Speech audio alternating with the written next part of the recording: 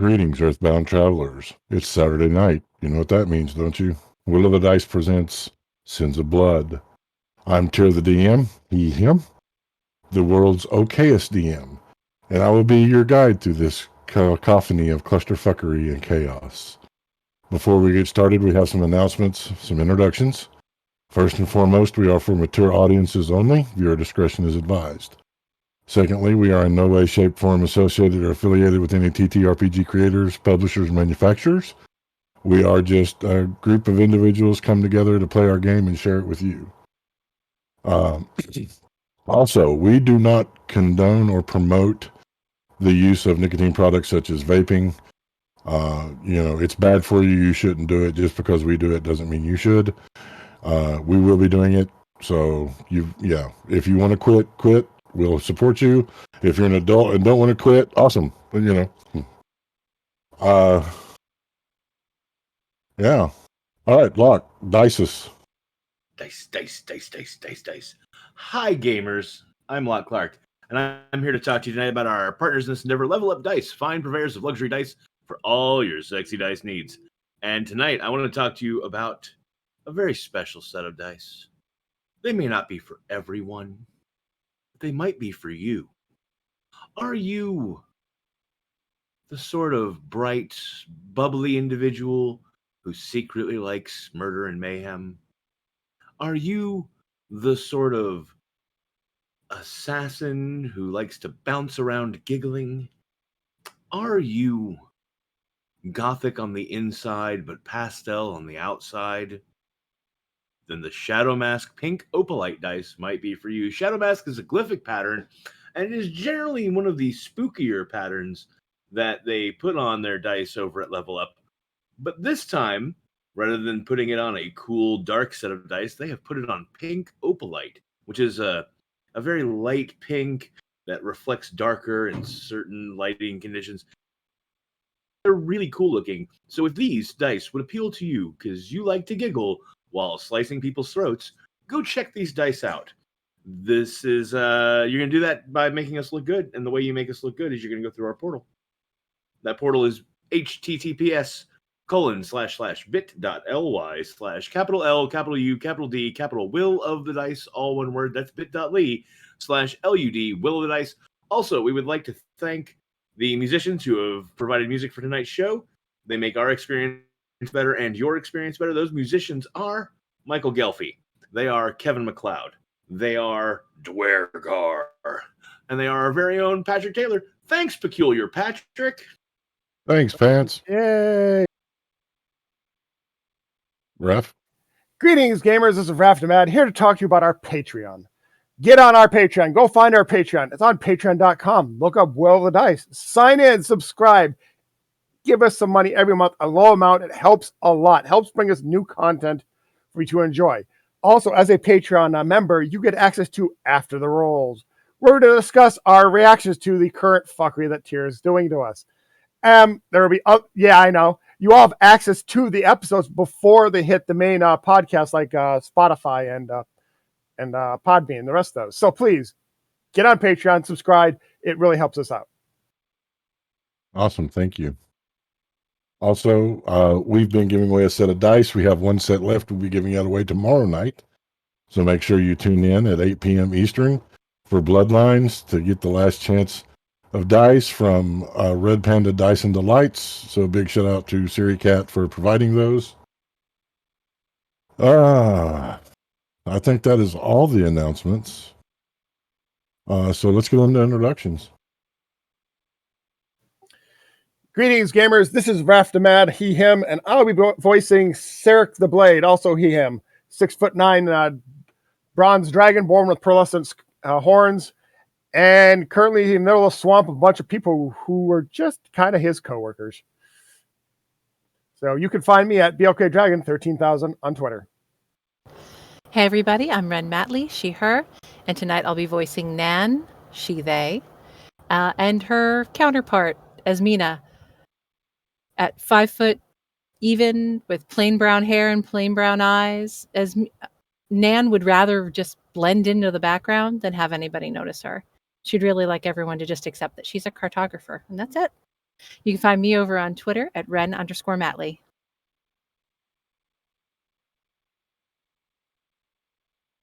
Amy, it's you. Isn't it Locke next? No, we go in alphabetical order, so it's you. Oh, Locke didn't change his name. And you're muted, Locke. That's totally my bad. I'm sorry. I forgot. I'm on vacation, guys. I'm in a hotel room. Can you tell? Sure, I'll go. Hi, gamers. I'm still Locke Clark.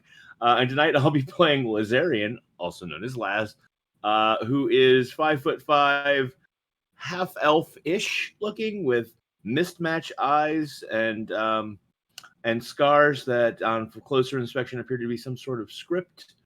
They don't. They are. I am he, him. They are they, them, and they don't remember a lot about how they got to be in Keep Gregorian, and now they've been told they need to grow stronger and are stuck in the middle of a swamp with some intriguing folks and just trying to make this work. Some more intriguing than others. I'm not asking Sarek why he's called the Blade. And you can find me on the Book of Faces and Twitter Patients at Locke Unruly. That's Locke with an H. Hi guys, this is Ames, and I'm the voice of Brika. We are both she, her. She is a 5-foot-tall elf with pearlescent lavender skin, indigo hair with 2 acid green streaks, and matching eyes. She's always wearing her veil that covers half of her face, and she is currently enrobed in the Robe of Eyes, which is a very garish looking patchwork of color that has eyes all over it that look like they are constantly watching, even when maybe she isn't. And you can find me at LollyG5O on Twitter. Awesome. Before we get started, are there any last requests? Not the face. Blame draft. Yeah, Patrick is not here. He's off gallivanting and doing something, I don't know. But he's not here this weekend. So, yeah, we'll blame draft. As always, the safe word for tonight is porcelain. If you do feel, if things get too intense or the situation is uncomfortable, make sure you use the safe word. We'll stop the scene, go from there. Alrighty, when last we left our party, they had found the Emerald Well, a fairy that gave them knowledge, letting them know that the Evernight, the box that held the powerful Vashka, could only be opened on Harvest Night with the spilling of blood from the ancestry of those that came before, and from the ancestry of the Sword of Hope. It was talked of 6 stones, 6 powerful stones that could lock the box forever, but no one knows where they are. The fairy did give word to put Hytherium down the ruins well that is there among the ruins in the swamp, 6 vials, to light the way before turning to stone. This is where our story continues, my friends, and this is where we determine, have you been forsaken to the will of the dice? It is evening, the sounds of the swamp alive and well, the air thick, heavy, humidity almost unbearable. You are here among the ruins. What would you like to do? Nan is mapping as much of the ruins as she can. Yes, it's what, late afternoon at this point? Evening. Getting to evening. At this point, Sarek's going to make camp. He's going to finish up his writing and then make camp, since we're supposedly waiting for another group of people to drop off a different box for us. Yeah, Laz will go around and gather firewood and anything else that Laz thinks the camp needs. Also, sort of get a lay of the land so they know where the best place to set the camp will be. All right. Your camp set, your fire started, the serenade of the creatures of the evening continues. As the humidity seems to thicken, the temperature seems to rise. most uncomfortable. But yet you're on land. It could be worse. You could be in the water. And as with the evening before, looking through the edges of the trees, you will see a thick fog begin to slowly roll. Oh, well, that's ominous. Yes, I guess we get to deal with this again. Yes. Shall we all stay close to the fire? That seemed to help. That seems prudent.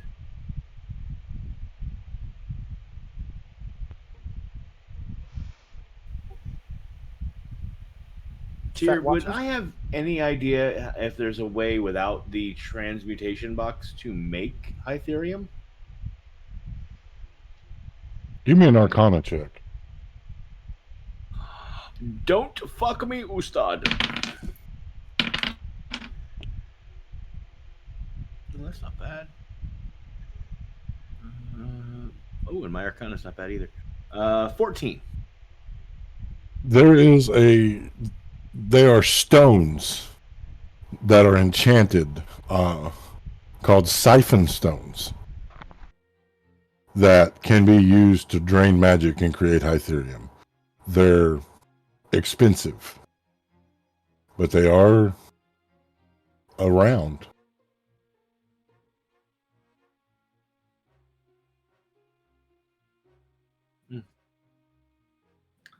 Okay. I'll hold on to that information for now. Shall we set a watch for the evening? Yes, I assume we may be here a few days. I can take watch at the beginning or at the end. I only require 4 hours, so I'm happy to sit on 2 shifts.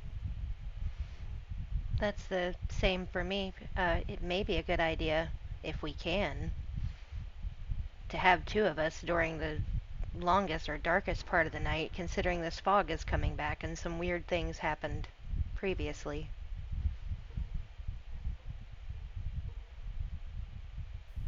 So set a double watch. Fair enough. I can go first.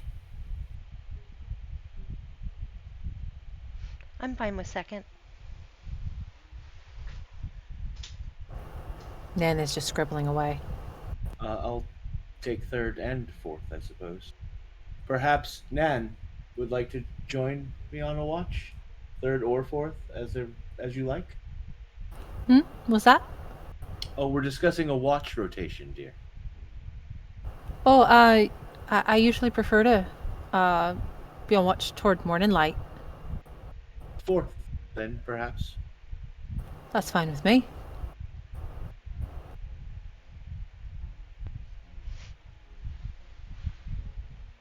I think that should do that. Are you all eating, or? Yeah, Sarah can break out his rations and peck away at them for a while before he settles into his watch. He'll take his watch standing near the fire. Okay. I mean, Breccia will eat as long as NPC Dreft hands them out, because remember, he had all of our rations. I'm going to be nice and say you all have rations. Okay. He has all the rations he bought. Yeah, I know. I still have rations. As I say, Nan has rations. I mean, Brika does too. I just thought that was funny. If NPC Dreft will hand out the food. It's fun. Does Nan eat, or is Nan too engrossed in map making? Nan has a bad habit of getting caught up in what she's doing. But since you've already gotten her attention, she might at least get her rations out. How thick is this fog coming in, and is it filled with faces again? Give me a perception check, please. While he's doing that, for the record, Laz is not eating. 18. The fog is so thick that you cannot see through it. It's almost like smoke. It is so thick, rolling slowly.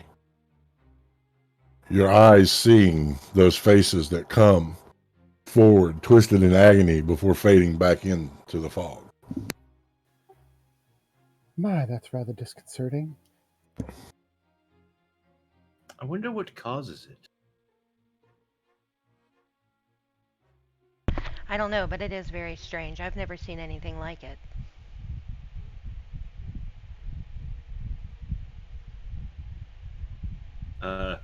Laz attempts to talk to the fog.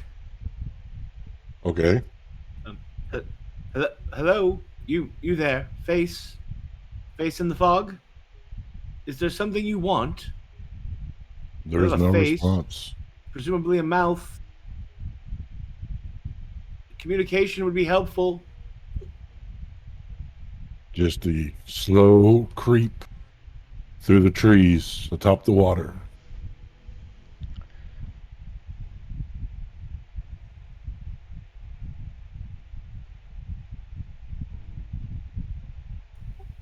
Just gonna stay close to the fire and make sure everyone else is staying close to the fire.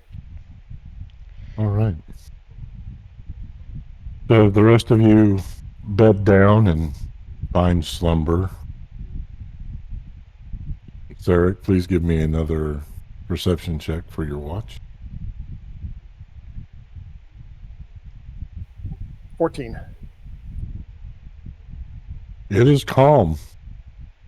The fog is about 30 feet away from the island now that you all are on, but it does not seem to be coming any closer. Just hanging there, milling within itself. And your watch will come to an end.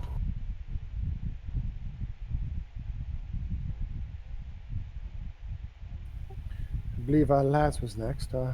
Laz, do you have this? What? No. Brecky was next. No, and Brecky will kind of like, come out of trance. No, I was going second. Fair enough. Ricky, you're up. And he'll turn in. Laz is gonna shift so that their back is towards the fire and just watch out blankly as they sit in their meditative state. Brecky's just gonna pace during her watch, watching the fog. Go ahead and make a perception check. Okay. I can't remember what my bonus was.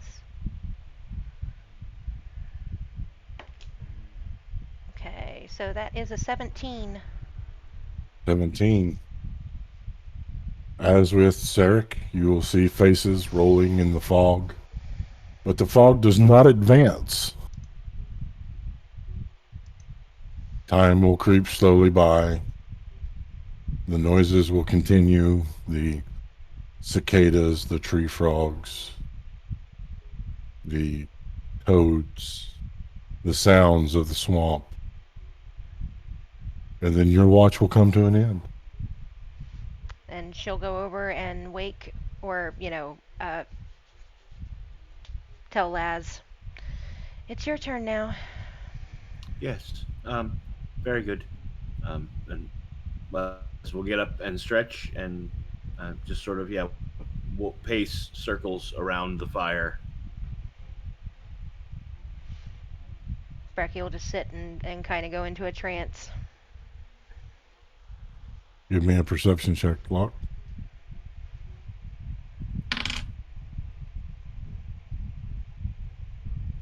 That is 9 plus perception.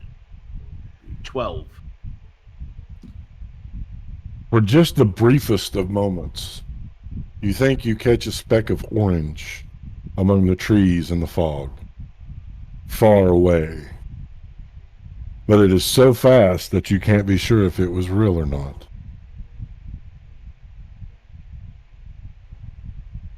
I'm going to, as I continue to pace around the fire, I'm going to be sort of trying to relax my eyes and broaden my vision, and I'm watching for that orange to appear anywhere again. Okay. It does not. And that shift is ended. Bringing last watch. I wake Nan, but I don't need to go back to sleep, so it is your turn. Oh, yes. Sorry about that. The fog has not advanced on us like last time, but I saw just for a second something glowing orange over by that tree. I have not seen it happen again since, and it was too fast for me to really discern what it might be. How big a speck are we talking? Like a glowy bug or a fire? Or... Tyr, would I have any concept of the size of what I saw?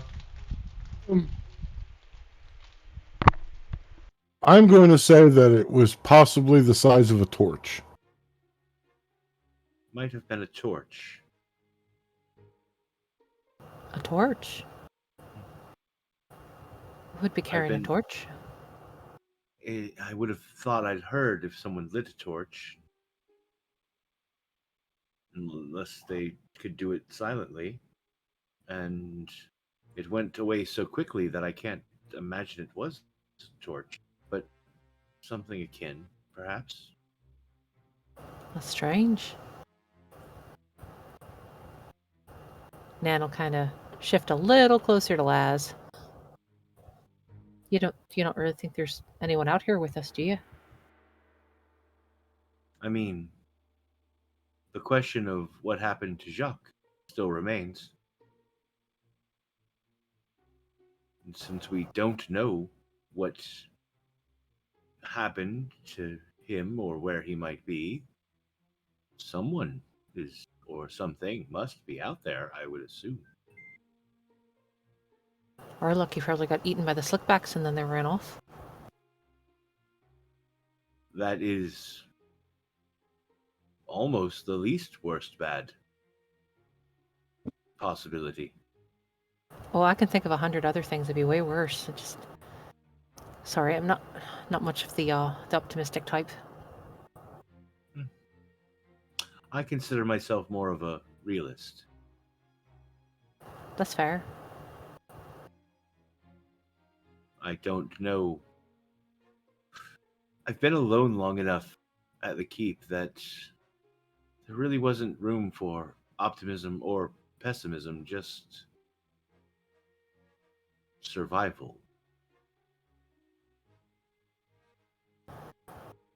I kind of understand that more than I can explain. It is at this point you will hear a twig snap. Oh, my head snaps around to that direction. Snapping around, you will see, coming from the fog, 4 cloaked figures carrying torches.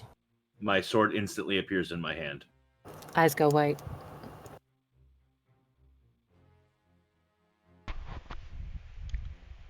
They are about 100 yards away and growing closer.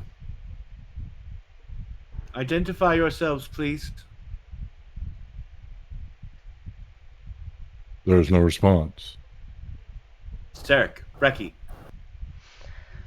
She hears her name. She's like, Brecky's like right straight up. Her hand's already out.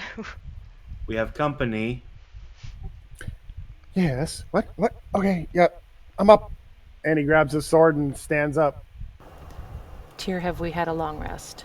You have had a long rest. Please go ahead and mark it on your sheet. Thank you.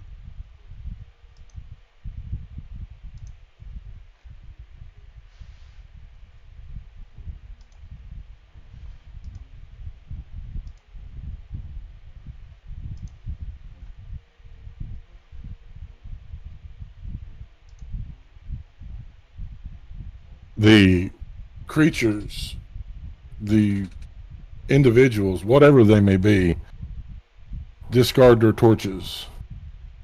the fog concealing them as it rolls back in.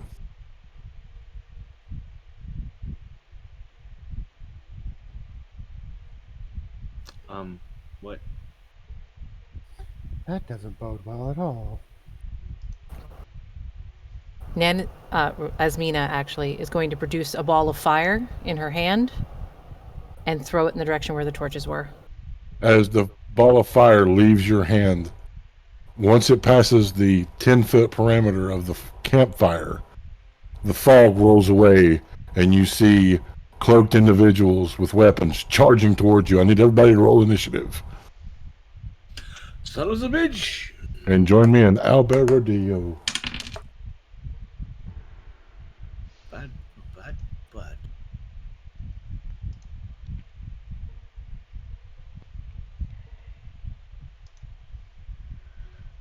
This map is brought by Kauai Tornado. Thank you, Kauai. Thank you, Kauai. Dr. Kwai. You do great maps. We appreciate them very, very much.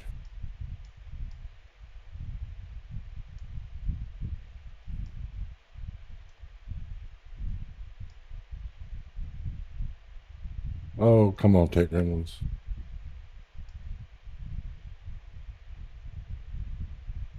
All right. We will start with Ricky. Sorry. Rika. I'm sorry. I didn't mean to mispronounce your name. Okay, that's a 7. All right. Laz. The 16.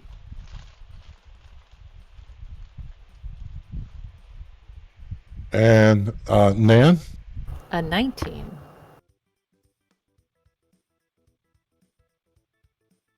And Sarek. A 1.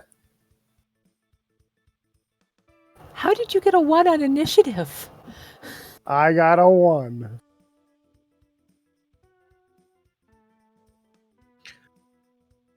You don't have an initiative bonus? Nope. Even I have a 1.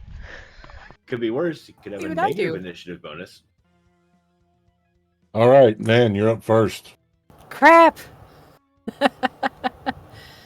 Alright, looking at where we were positioned. Alright. Looks like number 1 is the most in line with me. How far is that? Sorry, I'm not used to being first. About 10 feet. She's gonna slam her hands together, speaking in that soft sing-song language, and casting Burning Hands. So it is a 15-foot cone, and they need to make a DC 14 dexterity save.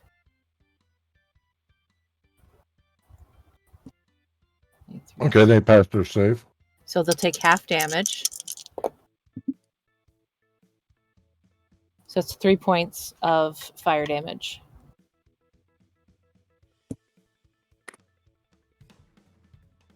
All right, is that your turn? That's my turn.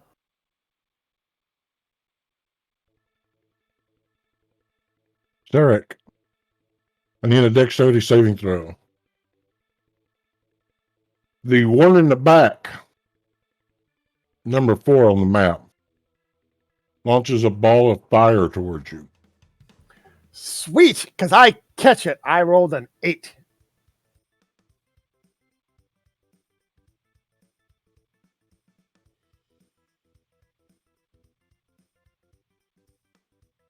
That'll be, you said 8? Yes. That'll be 12 points of fire damage. Ow.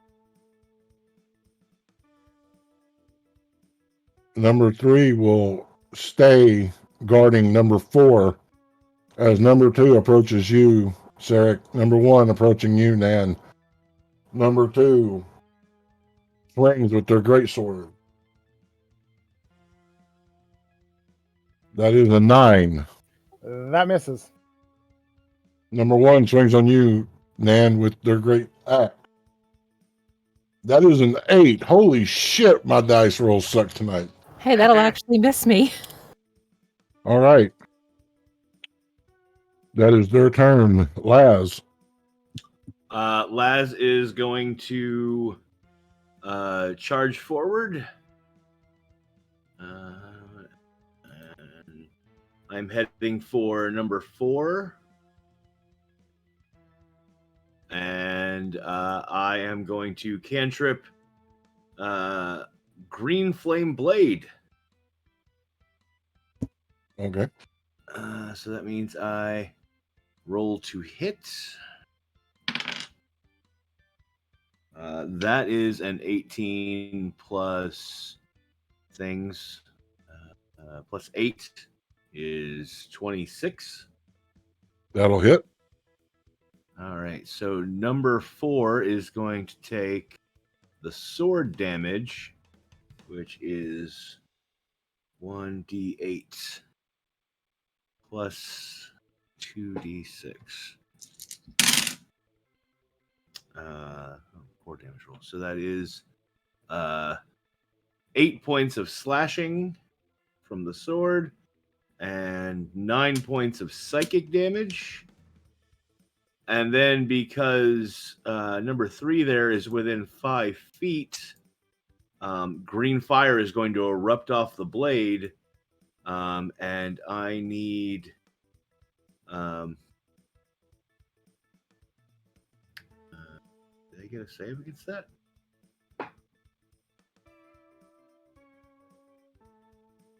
Oh no, they don't even get a save on that. So he is going to take spell attack modifier, so it's 7. So number 3 takes 7 points of fire damage as the green flame leaps off my blade and smacks into him for being next door. All right. Is that your turn? That is my turn. So this combat has started quickly. Nan and Sarek, seeing these creatures, individuals, up close and personal first, as Laz slides through, attacking number 4, the blade that magically appeared in your hand, dancing with green flame. As you cut, you see, instead of blood, Laz, a thick black liquid. Oh, Icky. And that will bring up Rika. Okay. Brika's going to cast level 1 Dissonant Whispers. So that's a 14. You need to get a 14 Wisdom save. That is an 11. So after I roll the damage, that means that I'm sorry, and I'm casting it at number 3. They have to use their reaction, if available, to move as far away from me as they can. And that was which one again? I'm sorry. Number 3. Okay. And it's going to be 3d6s. So hold on a second. I only have 2. There we go. 4. And that'll be 7 points of psychic damage. And when she starts to cast it, she starts to speak in what sounds like it sounds very similar to the fairy from before. It's a very lyrical, and it basically, she's telling him that the fates have spoken to her and he is nothing. He has no destiny, he has no future, he should just leave now. That's not the measuring tool.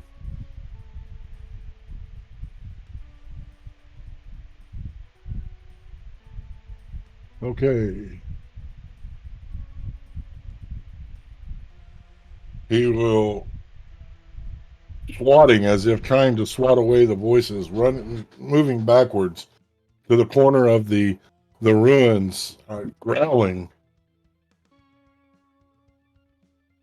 And that will bring up Sarek. Oh, I'm sorry. Was that your turn, Rika? I'm sorry. Yes.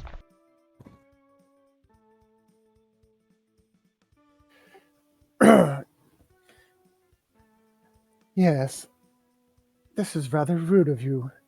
And his voice drops from that tenor, higher voice to a deep pitched bass growl that you can resonate throughout the camp as waves of dragon fear come off him as he casts his dragon fear. all 4 of them need to take a wisdom save at 11. They are immune to fear, my friend. Ah! That will be my turn then. Damn. Oh. All right, Nan.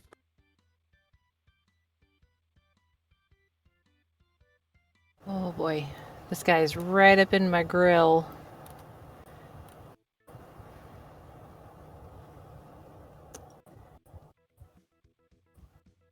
Even though if it's a ranged spell attack and he's this close, I have to do it at disadvantage, don't I? Yes. That's what I thought. Well, nope. She's gonna hit it. She's gonna hit him. Try to hit him with another burning hands. Throwing her hands together again, creating that cone of flame. He needs to make another DC 14 dexterity save. I rolled a 1. He'll take full damage, which is 12 points this time. 12 points of fire damage for him. Nan's hands wreathed in fire, the flames coming forth, illuminating the face of this creature. You'll see that it looks almost human, except for swirling shadow that constantly swirl, and eyes that are slitted like that of a goat. Yes, a horizontal slit across the eyes. Is that Nan's turn? That is Nan's turn. All right. Number 1, in fury after being hit with this last burning hands, will come down with their great weapon. That is a 16 to hit. That hits me.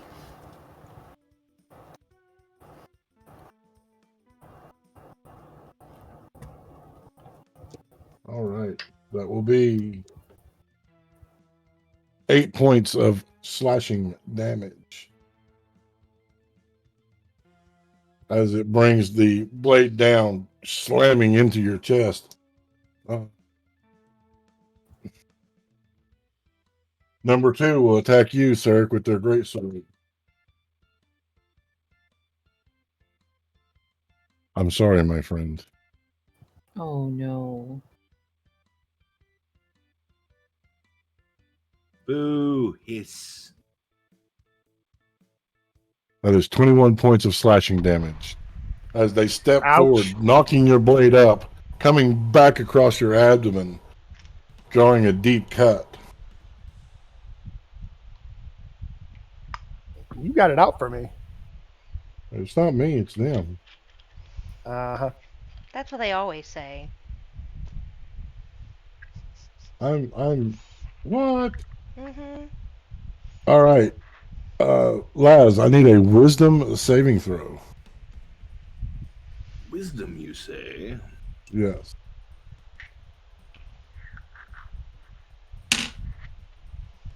Oh yeah, that's 19 plus 3, 22.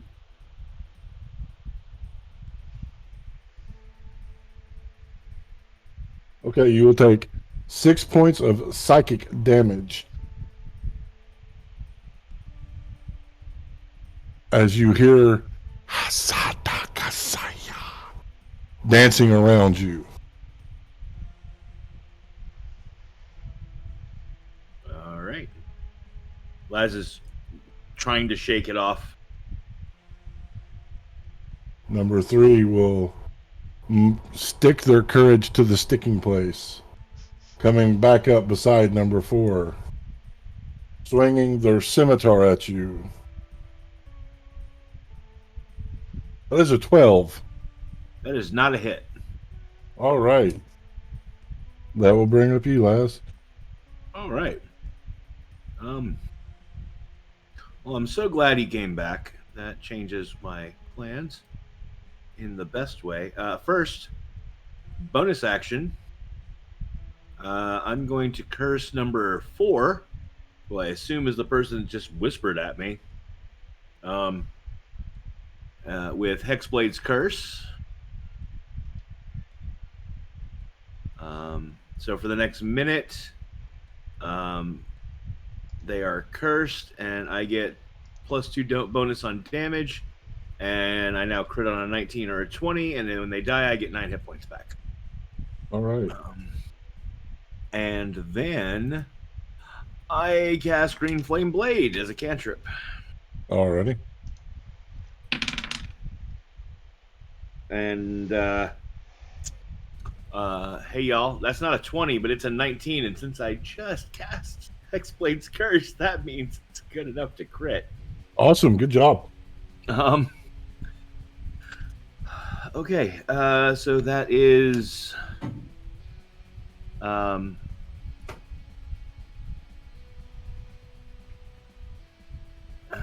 sorry, I'm on the wrong set of stats. There we go. So that is 8 plus. We take the base from all of the damage dice, right? Yes. Okay. So that's 8 plus. That's 8 slashing and 12 psychic to start. And then 8 more slashing plus 6, 14, and 8 is 22. Is that right? And then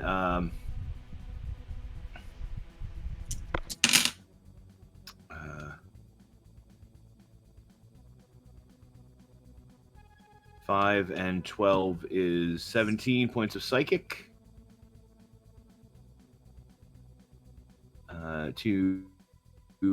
Plus 2 because of Hexblade's Curse to the slashing. So that is what happens to Mr. Bookie there, number 4. And then 7 points of damage leaps off my blade in the form of green flame to the other guy, to number 3. And that will end my turn. Number 4 will scream in horror as the pain courses through them. More of that black ichor pulling forth. As they scream, their mouth open, you will see rows and rows of jagged teeth and a forked tongue. 2 can fuck with minds, asshole. All right. I'll bring up Brika. Okay. As my object interaction, I am going to spend 2 of my sorcery points to do a twinned spell. And she is going to cast Tasha's Mind Whip at both 3 and 4. That's the one that it's a intelligence saving throw, DC 14. Oh shit. If you pass it, you're fine. If you don't pass it, well then both of those will only get to choose an action. They can either move, an action, or a bonus action on their next turn. All right. Number 4 fails. Number 3 passes. Okay. So let me mark them on the map that they have been hit with Mind Whip. 11. All right, so it's 11 points of damage for, you said number 3 didn't, or number 4 passed? Which one? Number 4 failed.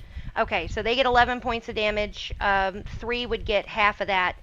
Does not get the move effects. Just half the damage. 4 gets 11, and they can either move, an action, or a bonus action on their next turn. All right. And that's it for me. I will bring up Sarek. Right, so Sarek, seeing that he just took a heavy hit from this guy, he's going to retaliate in return with his own great sword.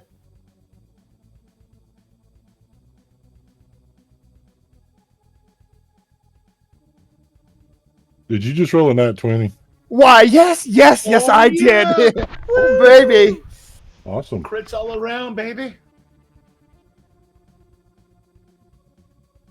So that's 2, 6, 5. So it's 12 plus 2d6 plus 5. Yep.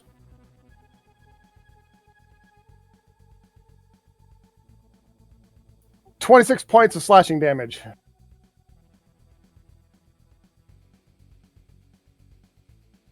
Your blade sings as it bypasses their guard easily, cutting a line from shoulder to shoulder, that thick black ichor pouring out as they growl, their eyes lighting up crimson as they press in on you.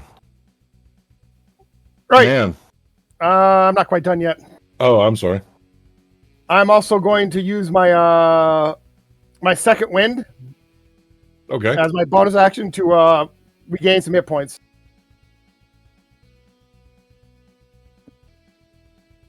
I regained 9 hit points from that. All right. Please mark that on your sheet, Nan.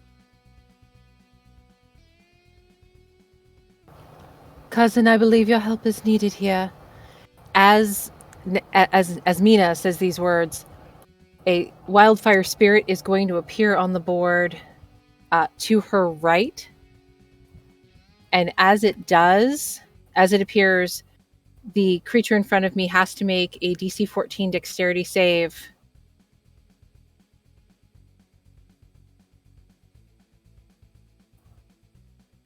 They're fine. All right. They pass, so I don't know what that means. That means they won't take the fire damage from the spirit appearing. Now, I am using, basically, I have to expend a use of my wild shape to summon the wildfire spirit. Okay. And then it takes its turn directly after me. Okay. And Nan is going to have it use fiery teleportation. The spirit and each willing creature of your choice within 5 feet of it teleport up to 15 feet to unoccupied spaces that I can see within range. So within that 15 feet. So both helps if I have the right tool. The spirit and I are going to vanish. So it was here next to me. Spirit and I are going to vanish and reappear back from it. And the number 1 needs to again make a DC 14 dex save. Again, as we do. Good. All right, he passes again. Cool. Yep, he's good. He doesn't take the fire damage from that, but I'm back out of his immediate reach. So Excellent. that'll be my turn. Number 4 will take the disengage action, moving around to the other side of the well. Number 3 will, with their scimitar glowing black, suddenly, Laz will take a swing on you. That is a 3. That's not going to hit. Number 2. No, that totally beats my armor. No, I'm kidding. Number 2 swinging on you, Sarek. That is a 5. Number 1 sliding around to attack. So they're flanking. Ooh. This is just not your night. Oh, new character comes.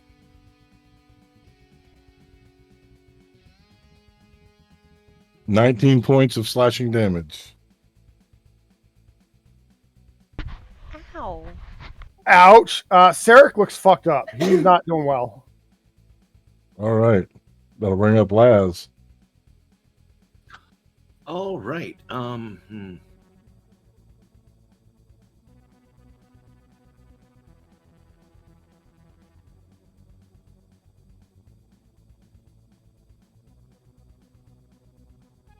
Okay, so if I make a ranged attack against number 4, does that give an opportunity attack to 3? A ranged attack? I don't think it gives opportunity attack. I'll have to. Okay. I know it gives it disadvantage. Disadvantage just for him being next to me, no matter who I'm attacking. Is that right? Right. Okay.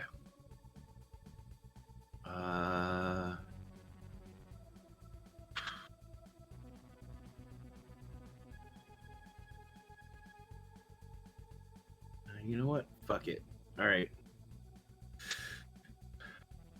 Yeah, that's what I'm gonna do. All right, bonus action. I am going to cast Misty Step. Okay. and I am going to appear next to Mr. Disengage number 4 there, because that's well within my reach. And I am gonna go snaky snack with my long sword.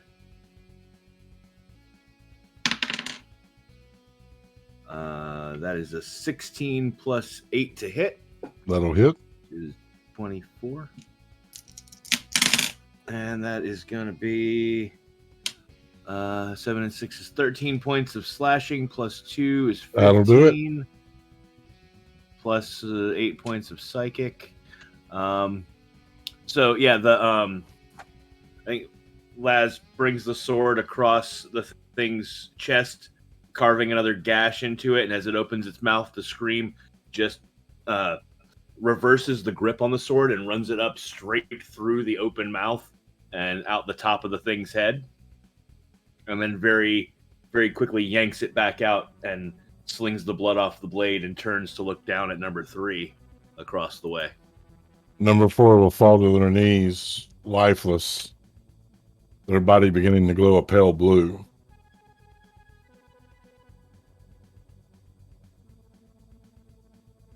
I don't like that. All right. Wait, can I take movement? Yeah. Because Misty Step doesn't use my movement. Nope. Cool. Yeah, no, I'm gonna book it away from Glowy Boy then. I don't like that. Also, I got 9 hit points back when. Yes.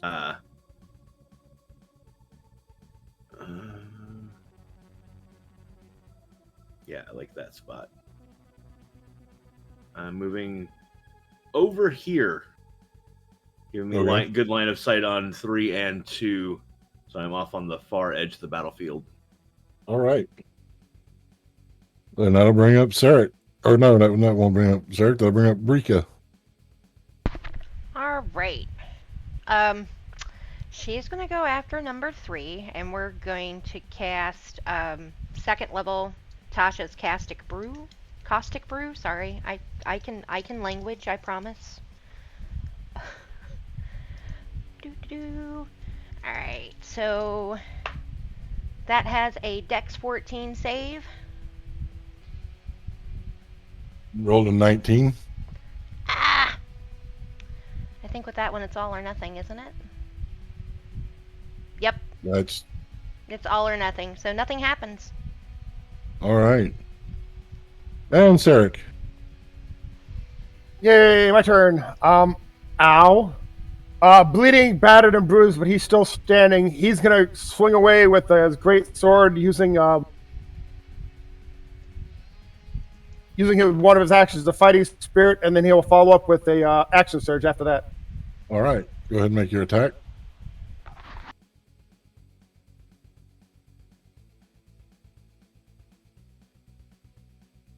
Uh, 19.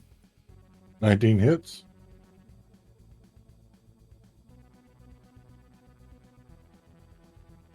Uh, 14 points of slashing damage.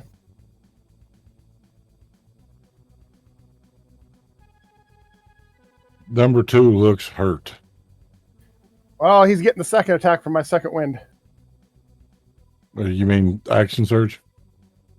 Yes, action surge. 17 hit. 17 hits. That's 11 points of slashing damage. That'll do him. Whew. Cutting in half, coming back through. The first blade digging a big chunk, coming all the way around back through, cutting, severing the lower torso, falling forward as the upper torso falls backwards with a sickening. Ew. Is that your turn? That will be my turn. All right, Nan. All right, Nan will call out to her wildfire spirit to attack number 1 as she darts up and around number 1 to stay out of his range, moving to Sarek, placing a hand on him and casting Cure Wounds.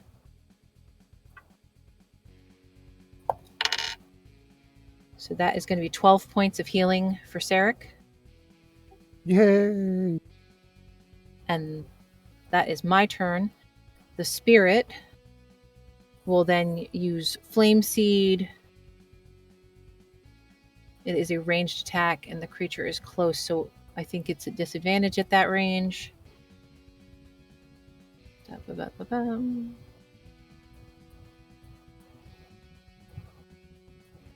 Uses my attack modifier. Okay, so that's +6. So let's see. Oop, 2 of them because it's disadvantage. Well, the 15 is the lower of the 2. That'll hit. 15's their 15 AC. hits. Okay.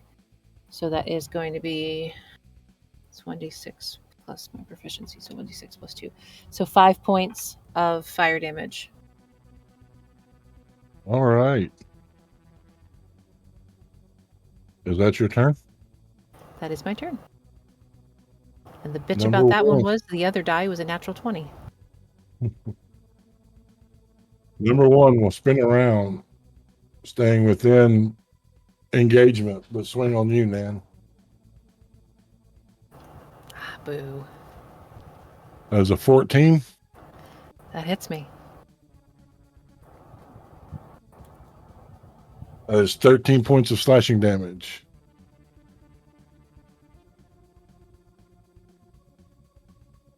Number 3 moves back to number 4's body. And that will bring up Laz.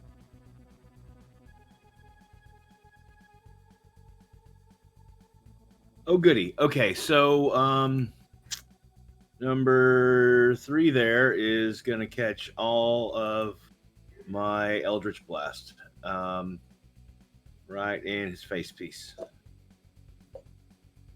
Well, that is a roll to hit.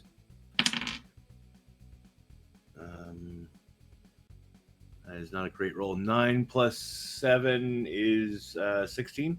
16 hits. The AC is 15. Oh, hey, all right, cool. And that does D10 plus 5. That's 9 plus 5 is 14 points of damage.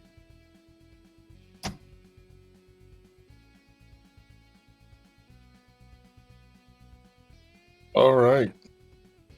Is that your turn?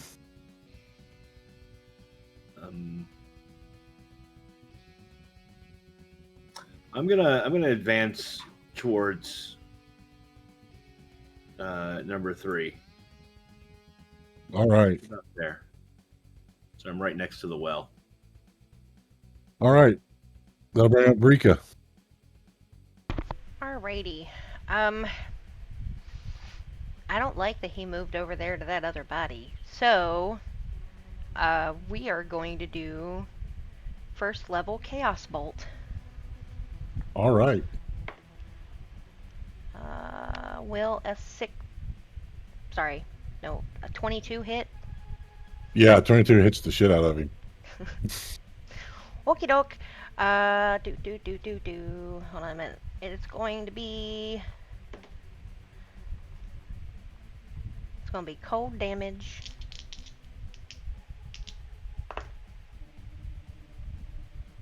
And that's going to be for 15 points of cold damage.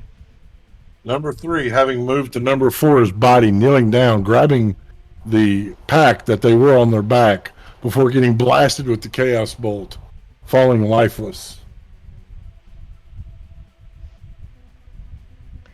And that's my turn. And that'll bring up Sarek. Right, seeing as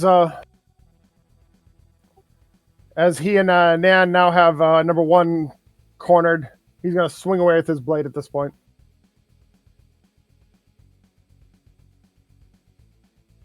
Does a 10 hit? No. That will be his turn. Your greatsword coming through and bringing his own weapon around the block, knocking yours wide. That'll bring up Nan. Nan is going to disengage, moving back, and then using a bonus action, second level healing word on Sarek.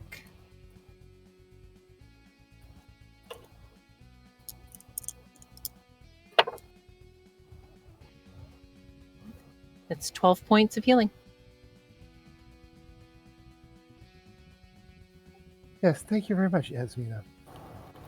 You He looks You are much most better. And then the wildfire spirit is also going to make its attack using its flame seed. Again, I think it's still close enough that it will be disadvantage. No, it's out of disadvantage. It's out of disadvantage. All right, let Yeah. me reroll that then. 16. 16 hits. Sweet. 1d6 plus 2. So 7 points of fire damage from the spirit. And that'll be my turn. The creature will turn hissing at you, Sarek, before it fades to ash. Didn't mean to move the map. Reappearing here.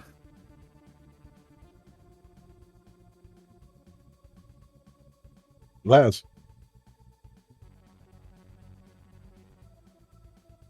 Okay, all right, let's I mean, I am a warlock after all.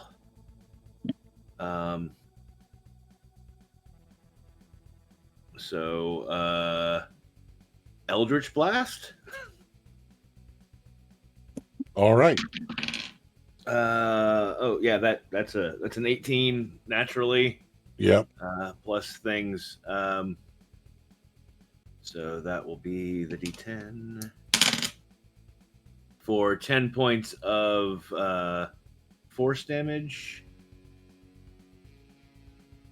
The sickening green energy blasting, taking a chunk out of the side of its face, exposing muscle, bone, and teeth as it grits its teeth and growls.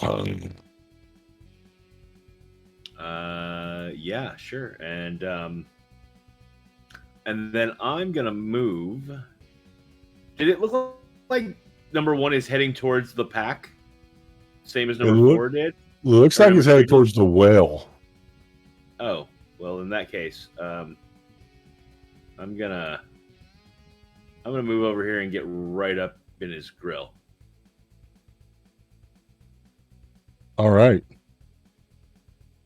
And that will bring up Brika. Alright, we're just gonna throw another level 1 Chaos Bolt. Try to, anyway. Will a 18 hit? Yes. Okay. Second.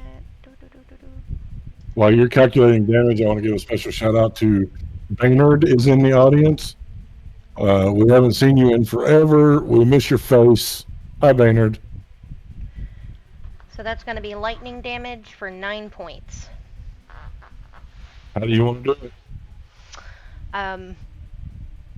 Her Chaos Bolt basically explodes out, and as it warbles through the space between her and number 3, it turns into a streak of like just bluish bright green lightning and just eradicate like electric shock. And it will die a horrible, painful death, screaming in agony. Does it smell like barbecue goat? Worse. Ew. Barbecued iguana. Hey, now, I used to raise those. There is a silence that falls over the swamp. What was that, Nan? She said, I used to raise iguanas. I said, I raise goats. I wish I was in Tijuana. Sorry. Their cloaks falling open on those that remain. A red field with a black 3-taloned claw. on their chest.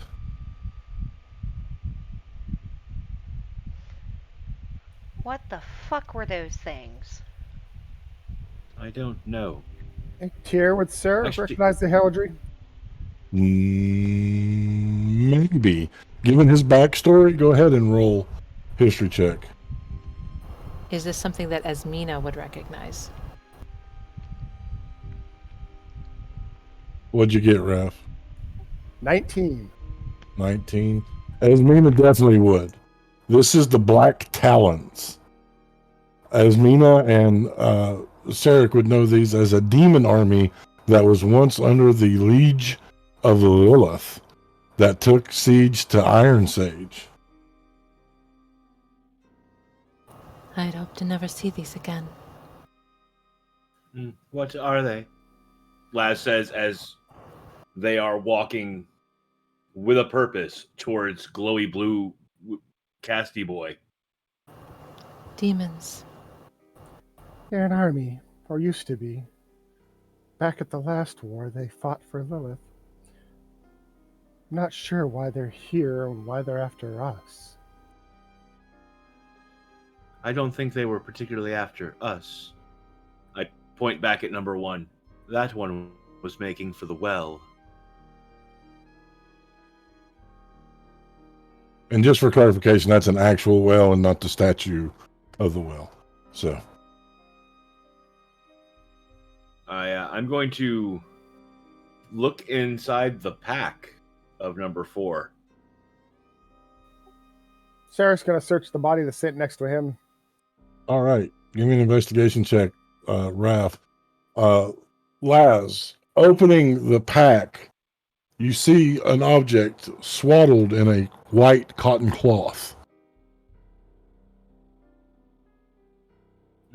There is something here. I'll pull the object out of the pack. And I will unwrap it. Unwrapping it, you will see a silver cube with 2 handles, a handle on each side, as if to grip it. They have a box, Laz calls out non-committally. These weren't the people who are supposed to be bringing us the box, were they? They cannot be. Yes, These are demons. yes. I was under the assumption that our contacts be a little more friendly. I also got a 14 for investigation. You find what you know to be 3 healing potions.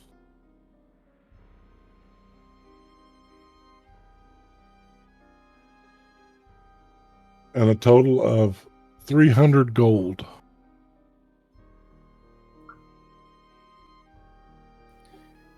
He will pocket the gold for now and call out, I have 3 healing potions over here as well for those who may need them.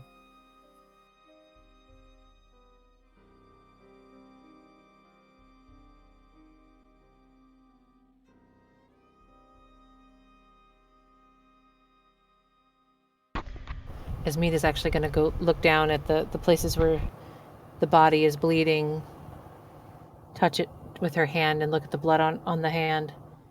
Nan will not be pleased with me for this.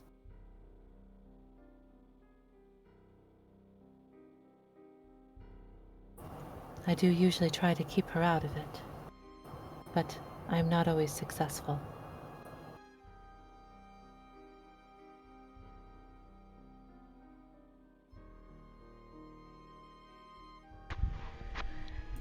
I suppose that there is only one way to tell if this is the box we are meant to have here. Empirically, and Laz reaches down and touches the handles. Laz, you will feel pain that starts as pleasure, a most euphoric sensation. You can feel every fiber of your being. For a moment, there is crystal clarity in your mind, and those questions that you want to answer are right there for you to grasp. And as you go to grasp them, the pain comes, causing you to miss those answers as it racks your body, dropping you to the ground, depleting what magic you currently have. And you will hear a ting, ting, ting, ting upon the stone.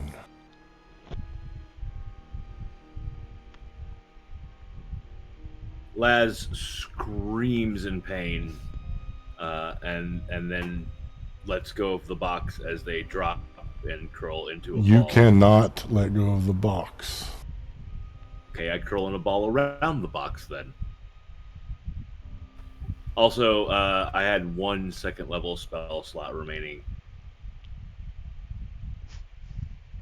You have cantrips.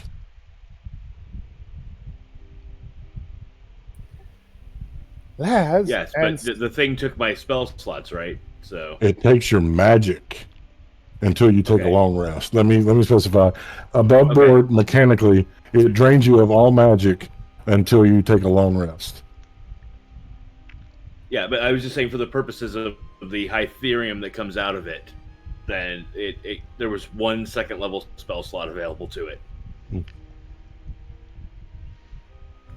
Go ahead, Ref. Sarek yells for Laz, and he goes running over to him.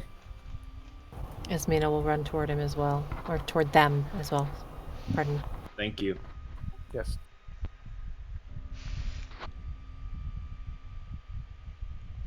Brecky follows. They are there. I'm sorry. Go ahead, Ames. Brecky follows behind them, and as they're running that way, she kind of yells at Yasmin Nan over there. We may not want to touch it. Sarek may need to be the only one that touches it. I do not disagree, but I need to be sure that Laz is not injured. I just wouldn't touch that box. And I will not. Laz, are you able to speak with us? Tyr, am I able to speak? At this point, you are, as the pain begins to slowly subside. Your fingers now are able to uncurl. Your hands burnt, deep, nasty burns where the handles were. Yes. I think I'm okay. Oh, my hands are quite seared. That is. Slowly, they peel their hands off the handles. Esmina will kneel It's- down, placing her hands on top of theirs and casting Cure Wounds. I need a percentage roll. Oh, for me? Yes. 81? Okay, please continue with your spell. Okay. 8 on the die, plus 4, 12 points of healing for Laz. Tyr, did I actually take any damage from the box? Oh, yeah, I forgot to roll the damage. It's been a hell of a day. Yeah, it I'm was- sorry, guys. Yeah, no, it's fine. I was just like, am I actually like? I'm not hit points hurt yet that I'm aware of, but you just said my hands are deeply seared, so like I don't know. You would have took 18 points of damage. Okay, yeah, and how much did I get back now? 12. 12. So that's 6 remaining. Thank you.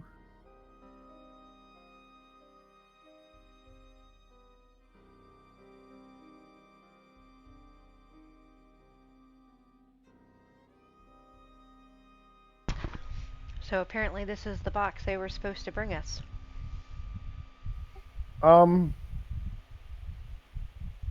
Yes. Was this the box we're waiting for? I look happened? for what went clink, clink, clink on the ground here. You mean investigation check?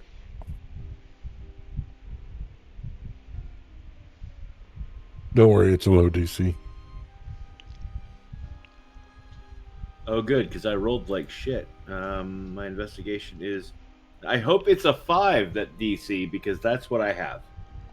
You cannot find it. His Something low is not that low. something fell out of the box when it did whatever it did. But I don't see where it went. Frankie will start looking. If this is Investigation? the box, my apologies. If this is the box the others were meant to bring, I fear for what has become of them. That's a 19. You will find it, a small vial, a small bottle of silver glowing liquid. I don't know what it is, but I'm imagining from the description we were told before, this is you said Hytherium, right? Does Esmina know what this is, or what the box is? As Mina would know, she would not know what the box is. But she would know what Hytherium is. It appears to be Hytherium. Pure magic drained from the user. Oh. That's rather unpleasant. So Did that it- thing they took seem- his magic. Took their magic. It did. Do you get it back? Or is it gone? They will need to rest, but it will eventually return as far as I recall. Laz, my boy, are you doing okay? Are you better? Laz ain't no boy. Yes, sorry, yes, better, yes. I try to call my sword to my hand. Oh.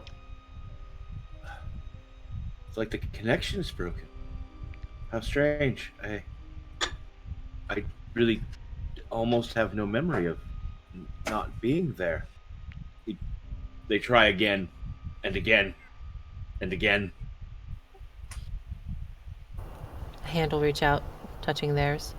You need rest, friend.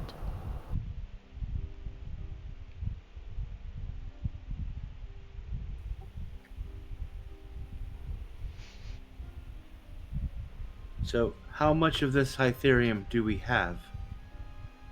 Brika, Yes. even as Laz speaks that question, you will notice laying there at their feet with the white cotton cloth is 5 more bottles. Well, it seems she's gonna look and she sees it. And she'll kind of like scoop them up. It seems like they already had some, and didn't she say 6? Yes, she said we did need to pour 6 down the well. Though we may want to wait until Laz rests. I don't know if we really want to tackle this with some, his magic not working. I'm sorry, that's just really weird that this thing can take your magic. At the very least, we should at least wait for dawn. Perhaps it would be best if we rested. We've So all- it was at the end of y'all's rest, so it is now a couple hours past dawn. Above table, though, Laz has the same, trance thing that elves do. Doesn't he need, 4 hours? Correct. Yeah. Yeah, but isn't there a rule that we can't take a long rest on top of a long rest? That doesn't work. There is. You can't take a long rest within 24 hours. Ah. Damn I you know- people and Is it- rules minutia. You can only take one rest per 24 hours. One long rest per 24 hours. Yep. Right? Yep. Wait, okay, so it's specifically I have to take a long rest to get it back. Even though as a warlock, I get all my spells back on a short rest. Even though, because Okay. of the nature of the magical thing. Just checking. Yep. Perhaps I it would am- be best if all of you spent the day just keeping guard. Yeah, maybe. We should probably put the box away. They I'm had it not wrapped in touching that it. cloth. I will put it in the cloth. Or he will find a stick or something. He'll lay out the cloth and kind of find a stick or something and poke and push the box till it's on the cloth, and then wrap it up and put it back in the backpack. Okay. Brika will take she'll have the Hytherium and she'll just put it in the pouch. She's like, oh, I have the vials, but He's also going to take one of the healing potions, not one of the 3 he found, one of the ones that Laz handed him earlier. Okay. It would seem that for the time being, I am, what is the phrase? Helpless as a kitten.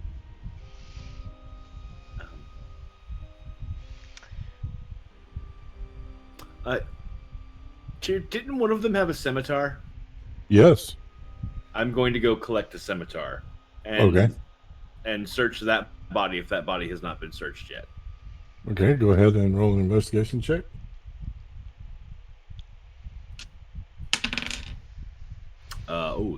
That's much better than my last investigation.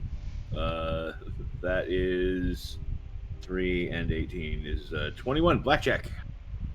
You find a vial of a thick, viscous liquid. And a scimitar? And a scimitar. Oh, I don't know what. There was a vial on this one too, but it looks different than the Hytherium.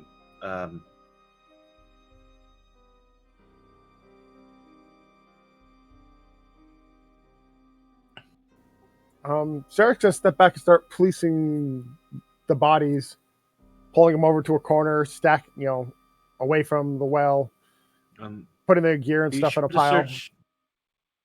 Be sure to search that one. Last points at number 1. They were running towards the well. Perhaps they have Hytherium on them as well.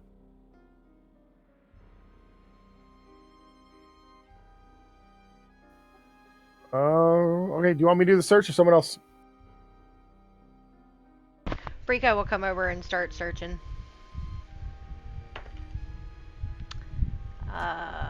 17. You will find 7 platinum pieces. Ooh. She doesn't really care about the money though, but she's like, these guys had some serious coin. There's 7 platinum pieces. The one I searched earlier had 300 gold on them as well. They seem to be rather well funded. You will hear a voice singing. Sleep, little birdies, rest a while. I will watch over you. Sleep, little birdies, for just a while. I will watch over you. Who the fuck is that? For the briefest of moments, you all will see the giant, multicolored opossum dance across the treetops. Multicolored dreadlocks flowing as the ground around you begins to glow a soft blue. A peace settling as if on holy ground. And this is where we're going to take our first break. Here, you glorious bastard. Score that one. Ha! All right, everyone. We're going to take a break, get our beverages of choice, our snickety snacks. We'll be back in about 10 minutes. Don't go nowhere. We'll see what happens.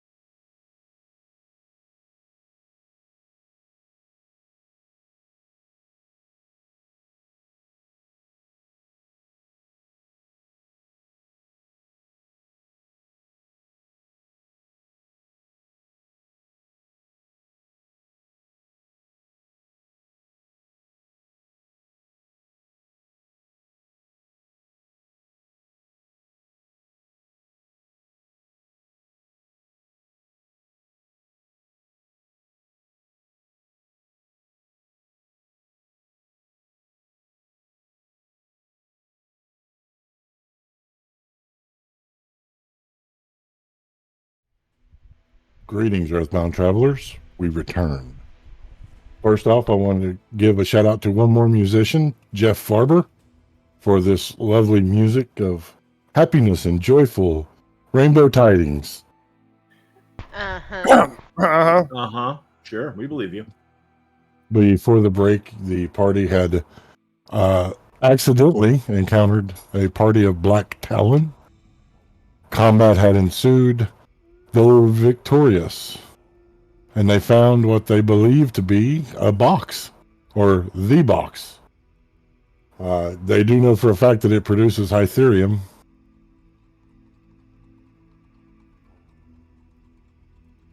They were serenaded by the druid that guards the swamp, a place of rest given to them. You all now have the effects of a long rest. The dice were kind. But will they continue to be so as we continue our tale? They aren't usually. No.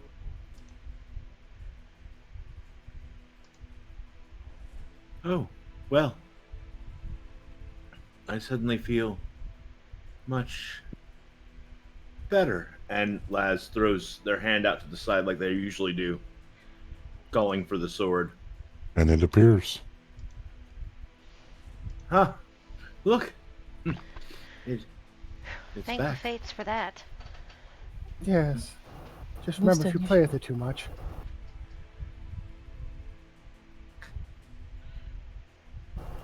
Have you any further need of me for now?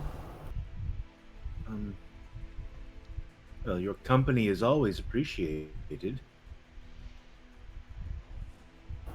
She will smile softly. Perhaps it would be best if Nan came out for a bit. Yes.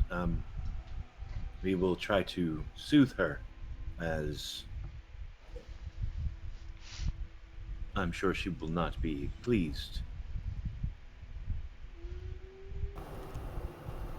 As Mina will nod, close her eyes, opening them. They're brown again. Oh, fucking hell. Oh, good. Glad to see you're in happy spirits. Yeah, that's a pretty good description of what just happened. Yes, it was abrupt, Indeed. but it seems overall we are none the worse for wear. Oh, Just don't touch the box that Sarek put in his backpack. Don't touch it. I saw. Correction, above board, I put it back in the backpack it came out of, not Oh. mine. Okay. I saw. It was a whole mess. All right, so now what? I don't recommend touching it. It was not pleasant. No, it looked like it hurt you. And yet, there was a moment while I touched it where there was a clarity. Something I have not felt. Not since I awoke. As if all of the answers I could possibly want were just at my fingertips. But when I reached for them, there was pain. Unbelievable pain. Well, maybe with time we'll be able to find those answers for you. Without you getting hurt so much. Maybe. That would be good. That other voice we heard for a moment, was that what you were talking to me about?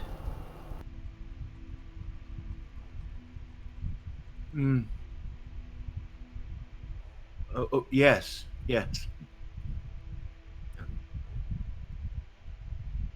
That one is quite opinionated. What was you going to say, Brika? She was just going to make the comment that him not, almost reaching those answers and then the terrible pain, her response was, it sounds exactly how the fates do everything, if you ask me. Everything just out of reach and accompanied by pain.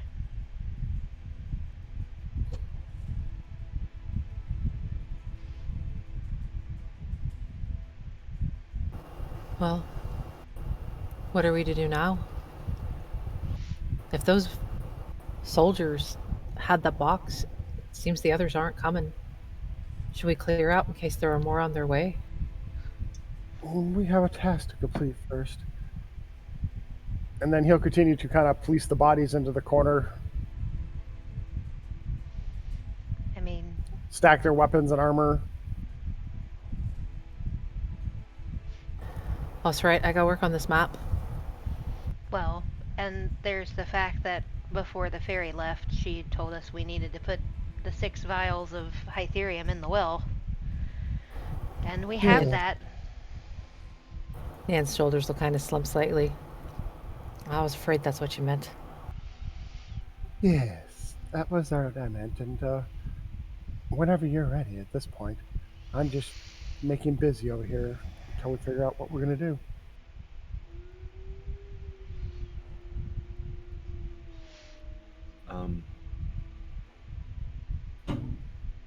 I think the Druidess has given us some sort of protection here.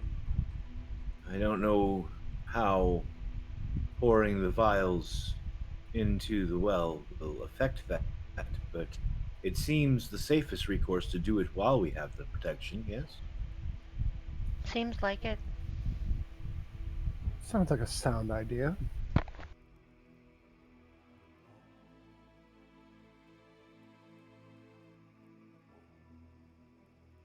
Nan, are you feeling well enough? I know that you took the brunt of some attacks while Ismina was in control. She'll look down at the bloodstained clothes. I seem all right now. Certainly not my favorite thing. It's worse than when she turns into animals.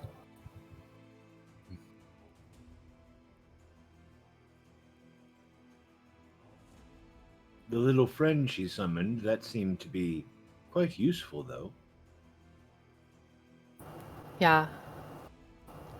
So, it's a bit of a story.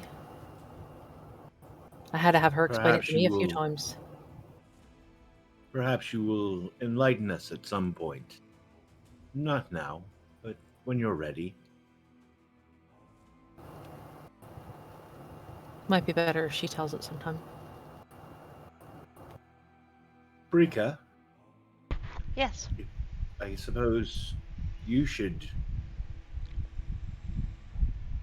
since you have the Hytherium, be the one to apply it to the well, unless you wish someone else to. No, I Bah, can do it. Yes. Go ahead, sorry. No, it's fine. Before we pour the Hytherium down the well, what do we want to do about that box, that thing? It's in the backpack for now, but I don't feel comfortable just letting it sit there. Well, we should definitely not leave it. I suppose whatever knowledge we glean after using the well might give us some indication. At the moment, it seems we must take it with us, I would think. How the hell should I know? All right, I'll ask him. Esmina wants to know if we have to pour the Hytherium all at the same time or one vial at a time. Did they tell us that, dear? I don't think so. They just said 6 vials.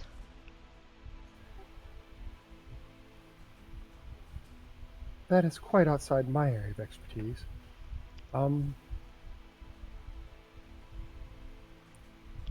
I suppose I can hold on to the backpack for now until we figure out what's going to happen with the well.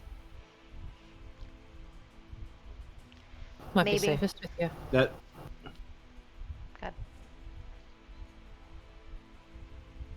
Tier, would Knowledge Arcana give us any insights into It would not. pouring the vials? No. No, it would not.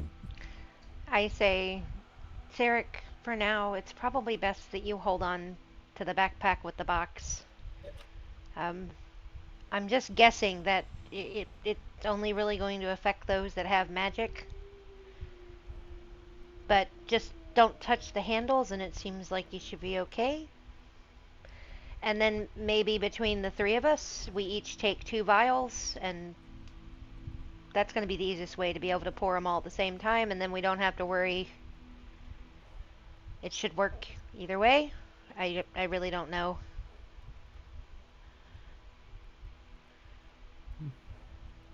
That is logical, at least. So yes. I've heard worse plans. And he'll pick up the backpack and drag it over to where he's standing away from the well. Okay. You want me close to that thing? Just for a moment. The You can sooner we- stand next to me. Oh, it's just that I'm not really good with this sort of thing. I'm really just a map maker. Magic is all her thing. It's okay, you're just pouring a vial. And the sooner we get this done, the sooner we can go on to other jobs wherever they may be. All right then, if I'll get us out of this swamp. Yes.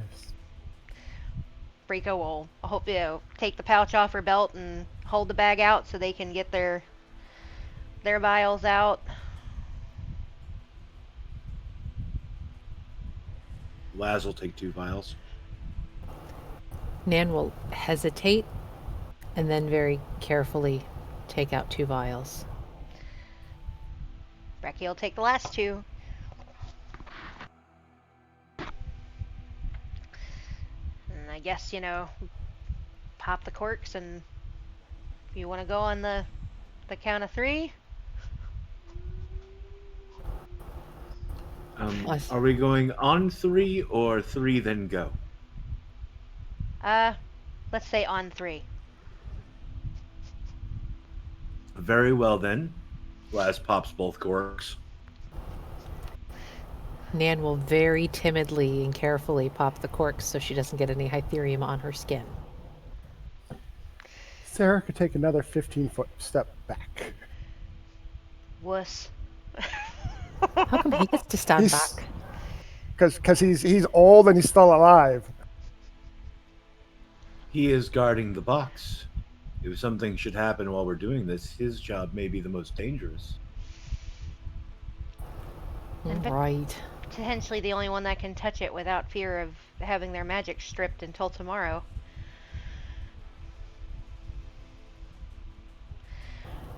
Wouldn't Alright. bother me much, but probably would upset Esmina. Alright then. 1, 2, 3. Dump. Dump it in. The Hytherium pours easily from the bottles, falling into the darkness of the well. You will begin to see a soft blue glow as various geometric patterns begin to run up the inside walls in blue, casting away the darkness. When it reaches the top of the well, they will cover the entire surface of the top stones. As strands of magic begin to slowly rise, soft, gossamer strings attaching one to another, the ground will begin to shake. The swamp once more will fall silent.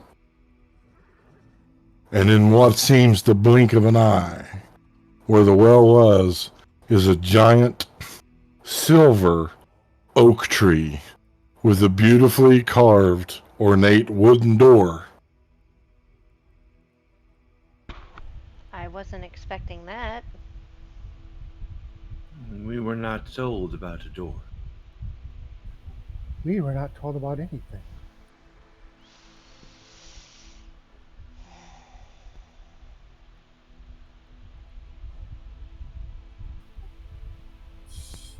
Sarek will step back up to the group, and further examine the tree and door without touching it.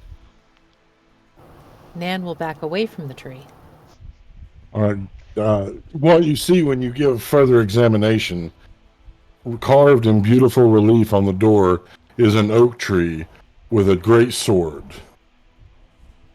before it, seeming to float with rays of light panning off of the blade.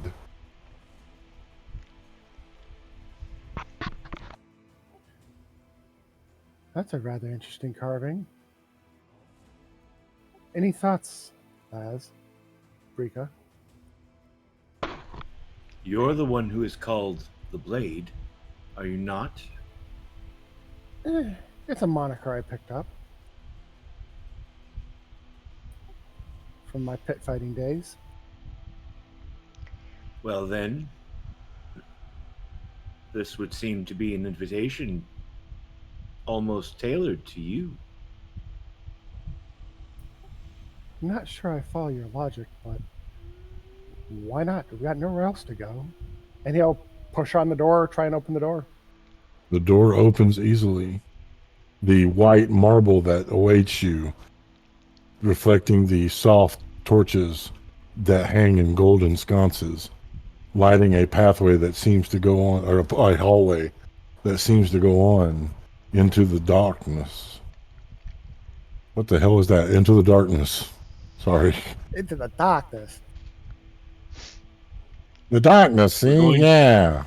We're going to the darkness where the piers are. Now you get to go to the corner. To the corner. Sorry. Uh-huh. He'll look at everybody and say, and motion, shall we? Yes. And Laz calls the sword back to their hand again. I mean, we don't exactly know what's in there. Would you rather stay in the swamp? Can't we just go back to town? It's going to be a long walk without the slickbacks. Mm, And there might be more of those. There might be more of those demons coming for us. At just the thought of the demons, you'll catch her looking around and kind of inching closer to Sarek and Laz. You really think there Yes. could be more of them out here? Well, You never know. I mean, we can either... Go ahead. they obviously have a mission, and you never achieve anything by going back. It's only by going forward. You know, my We mother always could- told me not to get involved in anything. Well, I mean, while I hope you will come with us, but if you choose not to, that is your choice. It might mean staying here alone in the swamp. Oh, you know, comparatively, coming with you into the weird, spooky tree isn't as bad. I mean, it looks clean in there at least. It's okay. We'll make Sarek go first. Yes. Quite. I has well. your sword on the door. We Very well. opened for you. Still, I'm not following your logic, but very well. And he'll go first. All right, then we get that marching order. So we got Sarek. Who's Uh, next? Brecky would be behind Sarek. Laz will step to the door and then turn and hold out a hand to Nan. Nan is, as usual, kind of clutching the map case. We'll look at your hand and let it you, and I suppose. By the way, did Sarek take the backpack with the... Yes. And Nan will enter the tree with Laz. Yep, we go in.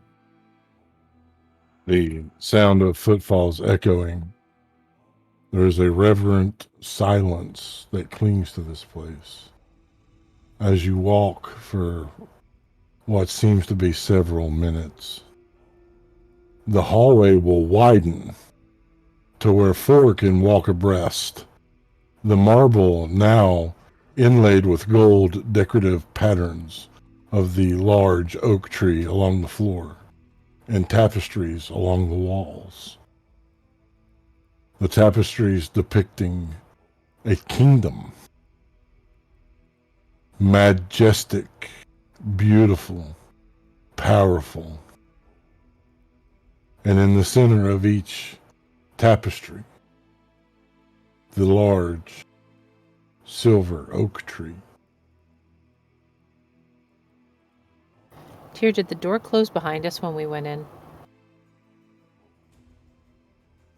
No,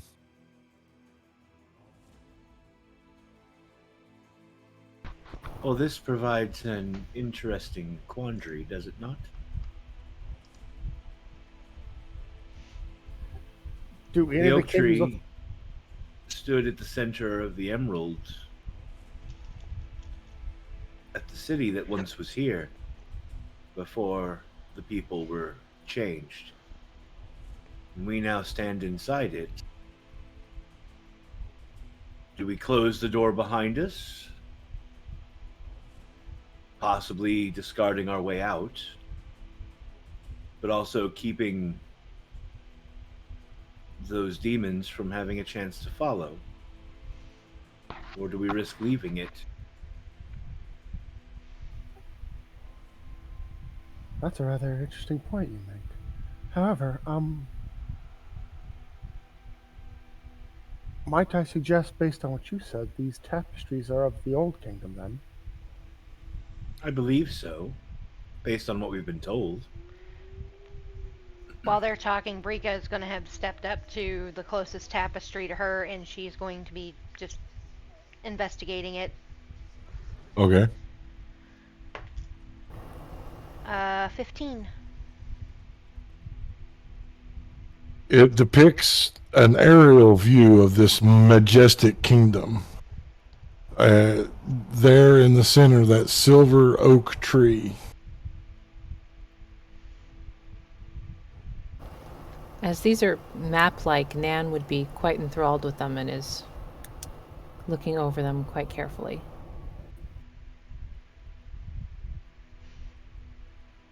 Are they all are they all pretty much the same, or is any of them stand out any different from the others? They're just different views of the kingdom. Okay.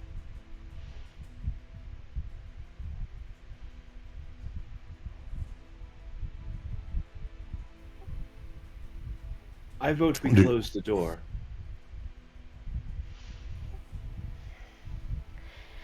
At this point, Agreed.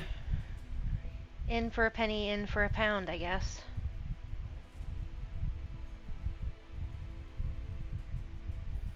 Nan Sarah, is no turn around, longer close paying the door. attention. Sorry. Nan is no longer paying attention. She's now studying the tapestry maps. All right. Sarek is gone for several minutes. You're there at the door, Sarek. He'll push it closed, And it closes easily. and he will turn around and return to the party. Okay. Meanwhile, admiring the marble work and whatever else he sees as he comes back through.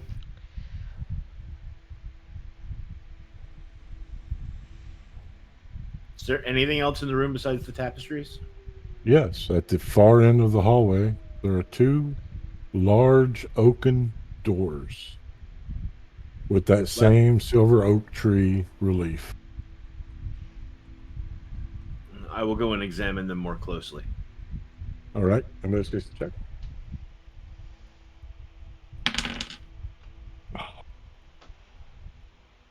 Sorry for those of you watching. I'm having a bad pain night. I'm a chronic pain patient for those that are new. So when it's bad, I make faces. That is investigation was. Sorry, that's an 18. They are beautifully crafted oaken doors with that same oak tree with the greatsword relief. Both of these doors have the same oak tree and greatsword.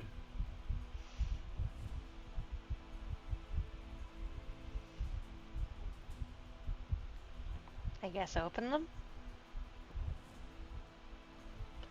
I mean,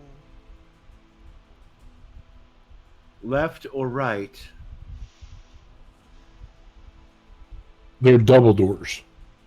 Oh. Like French style doors. Do they appear to open in or out, Tyr? In.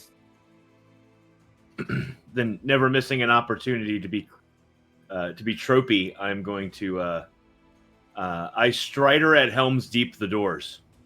Okay. Push them both open. You will come into a room that is 15 by 15 square. In the center of the room is a large, beautiful marble statue of an elf dressed in royal, regal clothing, holding in its grip an actual great sword.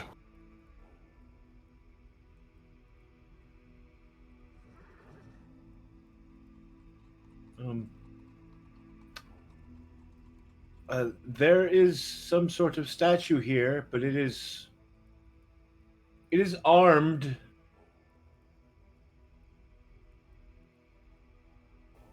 Well, most statues are. And it has arms and is armed. Fair enough. And he'll walk into the room finally, coming back from his errand of closing the door.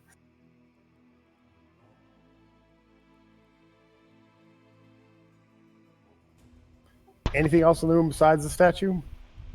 Nope. Rika will follow them in. Nan is still engrossed in the map. Looking over the statue, is there any, like, engravings, any writing? There is engravings at the base of the statue in Elven. Okay. She reads Elven. Speaks it. Here lies Erebane, first Emerald King.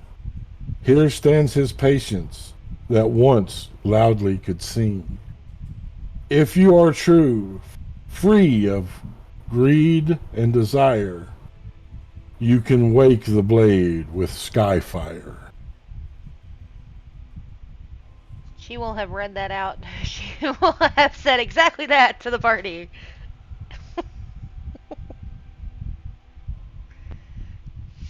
Skyfire. Do they mean lightning? Probably. I mean, that's the only thing that would make sense. Right? Wake the blade with skyfire. The nuances of Elvish are lost on me. Yes. So here lies the king of The former first kingdom. king. Yeah. The first Emerald King. This is his sarcophagus? Reliquary? And he has Perhaps the it sun. is literal. The statue is him.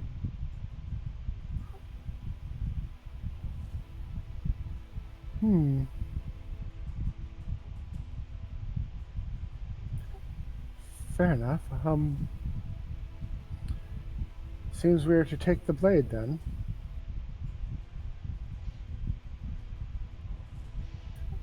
But the part about have no greed.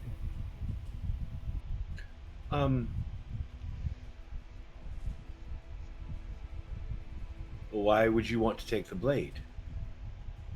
I'm not sure I do. I have a perfectly good blade of my own, but No, I meant esoterically. Some would want it for power. Others, perhaps like us, might want it to help them complete a task.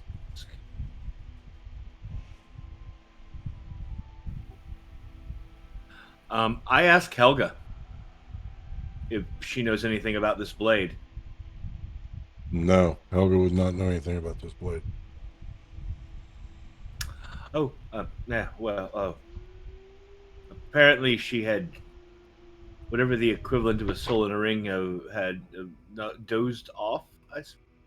She's very coarse with me about disturbing her. Yeah, I know. Yeah, I won't. Okay, fine. Yes. The language, I swear. you bring an interesting point. A blade has two edges. It can cut both ways. It can cut for either justice or it can cut for villainy.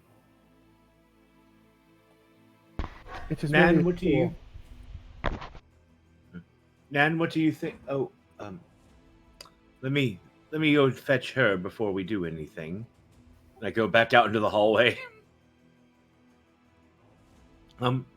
Nan. We have found a statue and it's holding a weapon. It has an inscription. Something about Skyfire and not being greedy. Oh, yeah, did you see this? Yes, it's very pretty. It's like a whole map sewn into a tapestry. It's beautiful. How big is the tapestry tier? Like 50 by 50. Oh, it's too bad we can't take it with us so you can spend more time with it. Oh, and I haven't the time to draw it either, have I? Well, perhaps. I mean, It would take me days. oh, perhaps not then. I mean, we don't know what this space is, how it exists exactly. It might be outside of time. And we don't know if that door and tree still appears where it was when we closed the door behind us. Oh, it's fair. Maybe one day someone will create something that can just capture the image, you know what I mean? For now, I've met someone with the ability to just recall exactly what they saw. Even draw it from memory perfectly. it would be fascinating. All right. I suppose I need to come see your statue person. Perhaps you will have insights, or perhaps Esmina will. Oh, she's more likely to have insight than I am. And she will follow Laz. You'll have left and gone into a completely different room.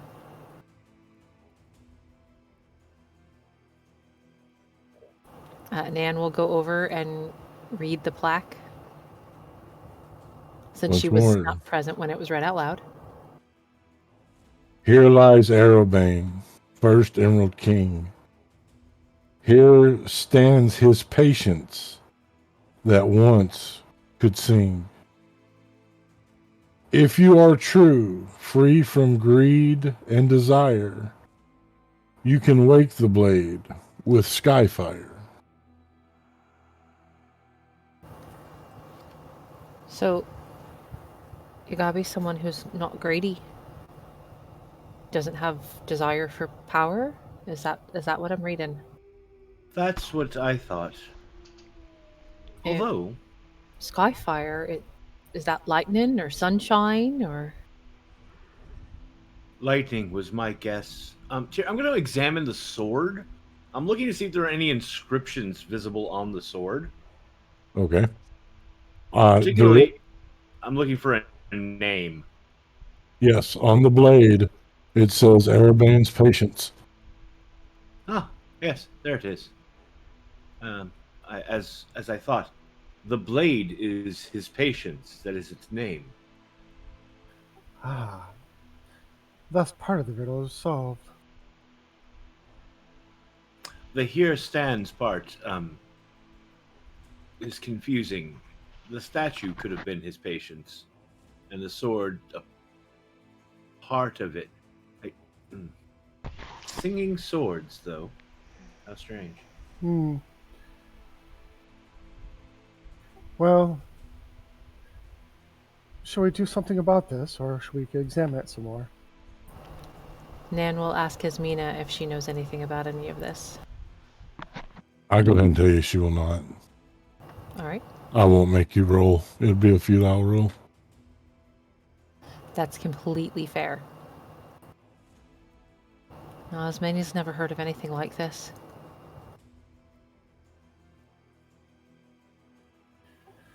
Very well. I'm going to try something. I suggest you all stand back. You don't have to tell Nan twice. She moves as far back as she can. Laz will move back with Nan. Rika will follow them. He's gonna step up the sword, breathe in, big breath, and let out a bolt of lightning directly into the sword. The lightning from your breath dances across the blade. The word Arabane's Patience glows a soft blue. The grip on the statue releases and the sword falls with an echoing clank at your feet. Well, I think that pretty much sums it up. Sarek, it seems like it's supposed to be yours. We shall see. As they say, never give a sword to a man who can't dance. And he'll pick up the blade. I have never heard this expression. Is it a dragon-born expression? It wanders around the those who work with blades. And he'll pick up the blade. You'll notice the blade is perfectly balanced. It is a weapon of craftsmanship that you have only heard of. You will see his eyes get big as he just slowly moves his blade like, this is a As you move it, the blade hums.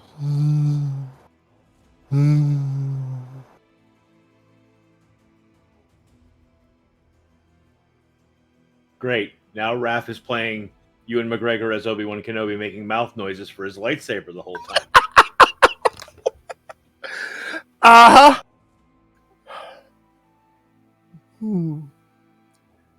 Interesting. There's your singing. He will continue to play it a little bit, look at it, and see. Then he'll look around and see if he can find a sheath for it. No, there is no sheath.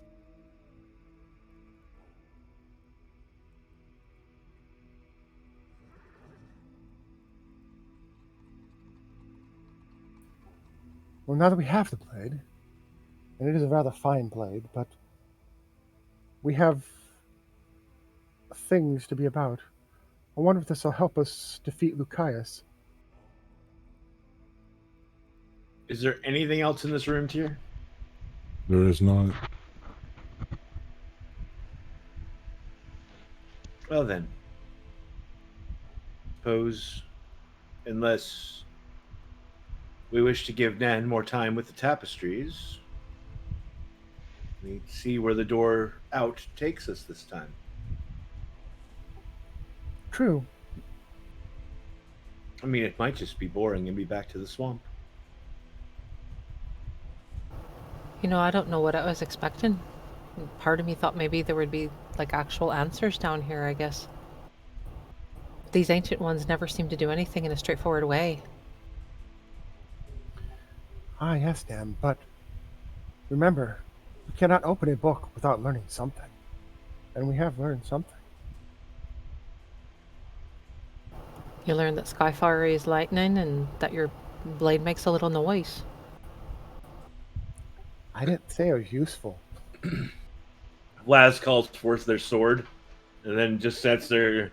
Vroom, vroom, vroom. Look, mine hums too. Vroom. Nan will actually giggle just slightly, or more like chuckle than a giggle. Brika's gonna kind of look over at Nan and be like, "Great," and she's just gonna say, "Great, now we're stuck in the middle of a sword fight." Well, at least they're waving their actual swords around and not something else. True, I suppose. That would be rude. That would be difficult for me. And Laz just sort of looks down at their midsection and then back up and shrugs. Nan will shrug back. It's alright. You seem good the way you are.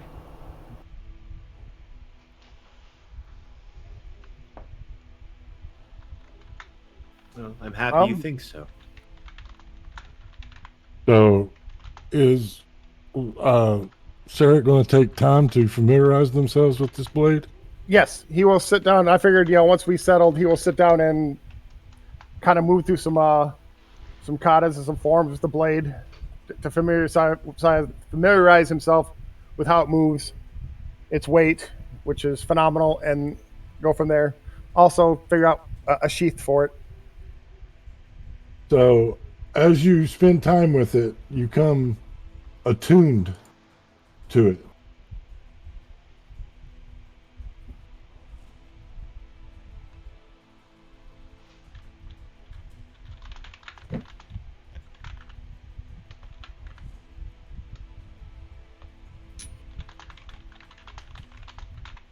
You have now become the owner of Arabane's Patience. It is a great sword +2. Plus, it has a special feature called Reverse the Flow. You can manipulate time. Once per day, you can re-roll any roll or force another, or have another roll re-rolled. Whether it's enemy, ally.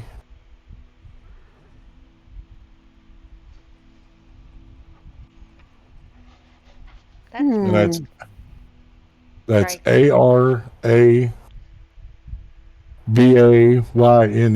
and it's already on your character sheet. You just got to go and attune to it.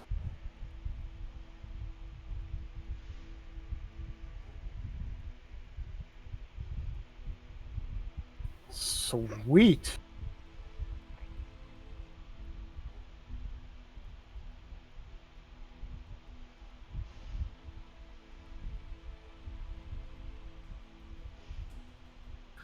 Thank you. That's a spiffy weapon. I like that. Oh, interesting.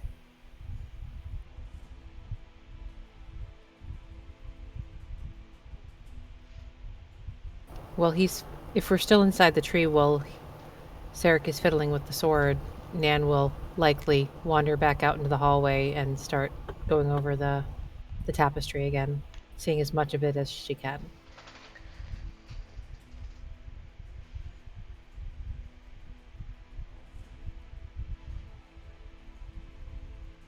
Okay. What do y'all want to do?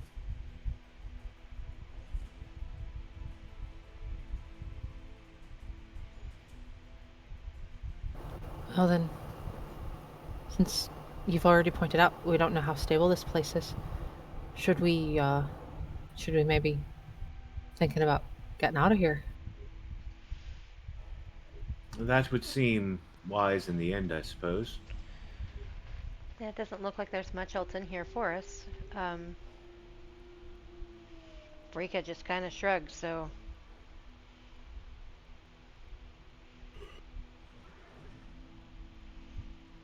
Laz will walk back towards the front door. Nan will follow cautiously. Brika follows. As you all reach the closed door, you'll notice there's a dial. A cylinder with a flat base with a hole cut in the base. And 3 images. There is a circle with 3 vertical lines. There is a square with crossed lines going corner to corner. And there is a triangle with a circle in the center.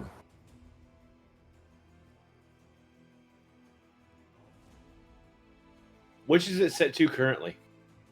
It is empty. There's an empty space, and that's where it's set. Nan, you Yeah? studied the tapestries.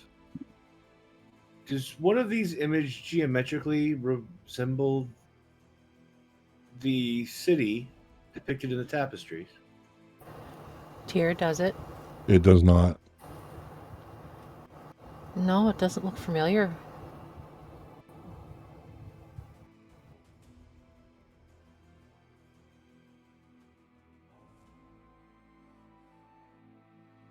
Well, we must choose circle, square, triangle. Or nothing. If you wish to open the door while it is set to nothing, I will go back into the other room and let you try that. Fair enough. I, however, do not wish to open a door to the void if we can avoid it. That was the clunkiest sentence I've ever said. Oh, I'm sure you'll find more.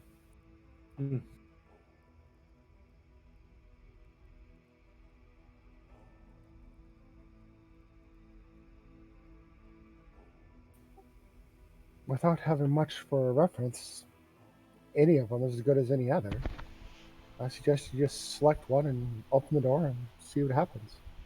Maybe start by picking left or right. Turn it left, turn it right. Laz reaches down and spins the dial like Wheel of Fortune.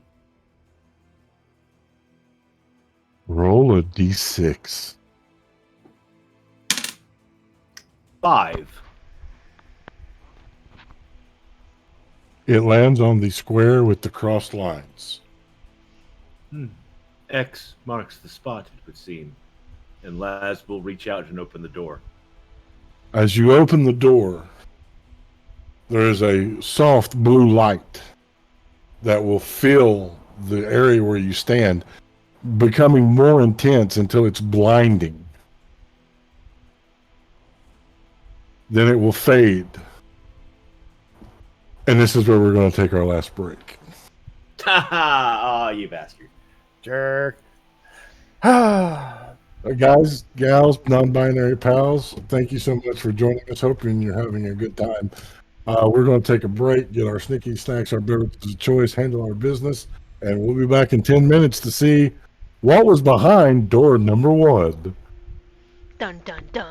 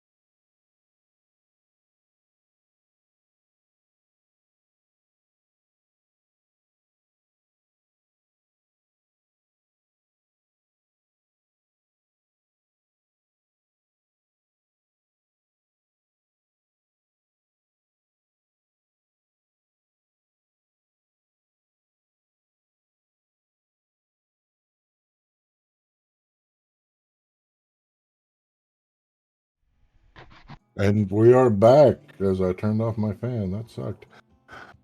Oh, thank you so much for hanging out while we took our break, got our snickety snacks and our beverages of choice. Before we went to break, the party had found the tomb of one Arobane Silveroak, the first king of the Emerald Elves. They had found his blade, Arobane's patience, and with Skyfire, or lightning, freed it. And now it travels with Surek the Blade. Traveling back down the hallways to the door, they found that the door had images. Picking an image at random, they've opened the door. Surrounded by the blue blinding light that slowly fades, your senses slowly returning. The salty, briny air caressing your nostrils, the breeze warm and inviting, as you find yourself standing on a beach. Before you, a statue, a very regal-looking individual, bald hair, beard, pointing off into the distance. On the horizon, you see a large spire where airships are docking, and beautiful Slavic-style architecture. One of you has been here before.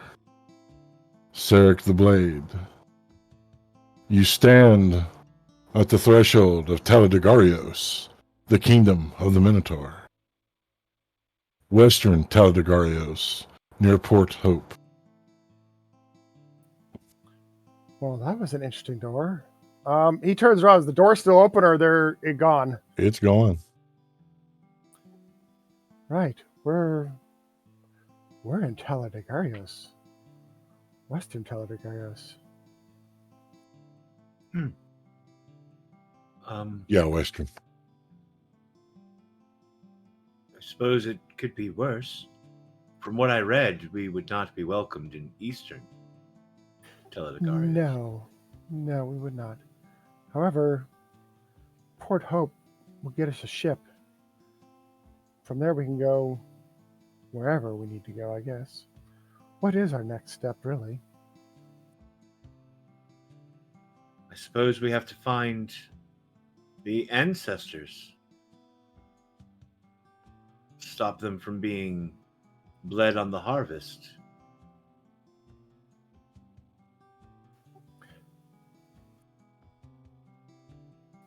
Do we know who the ancestors are?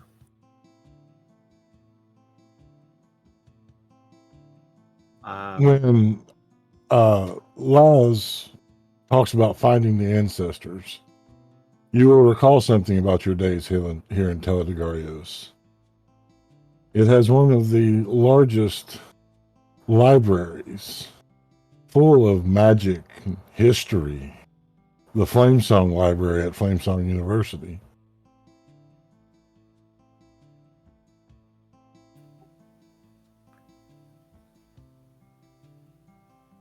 Although, if we want to take some time, there is a university here with a rather large and well-stocked library. It may help us further define what we're looking for. Yes, especially considering that those that sealed Vashka in the box did so hundreds of years ago. There could literally be dozens of descendants of each of the heroes, giving our opponents far more choices than we can protect. But perhaps the library will have a way to narrow the information. Maybe. Do we even have a list of who the original heroes were who sealed Vashka? Yes. Helga can tell us who all of them are, and perhaps how to find her children. And how are we supposed to figure out those who are descended from those who came before? That is the hard question. Because I think the library is our best recourse for the moment. Learn all we can before picking a direction and going. I'm sorry. I looked up in the way Amy's sitting with the drawing on their tapestry. It looks like they were sitting there like this.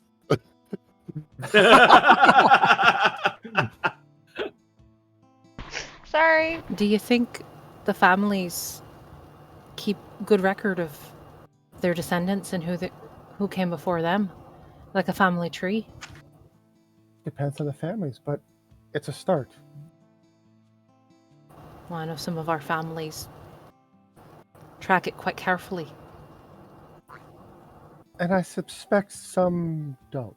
So, but we have to start somewhere, and this is as good a spot as any.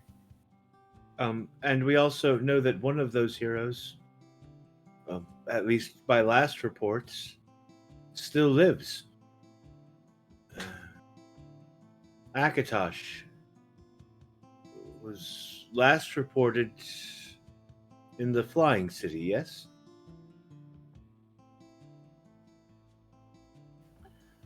Yes, I believe the Sword of Hope was where he was rumored to be. At least that's what I heard. You know how to get to this library? He points to the city. It's in the city. Well then, I suppose we should start walking.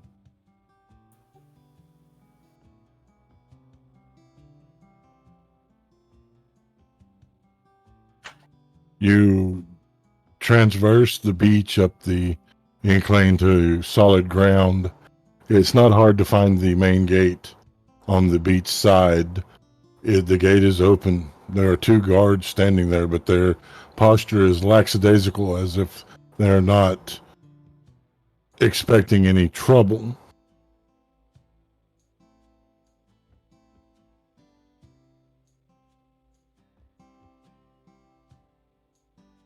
There are Laz guards. makes sure that to make the sword disappear from their hand.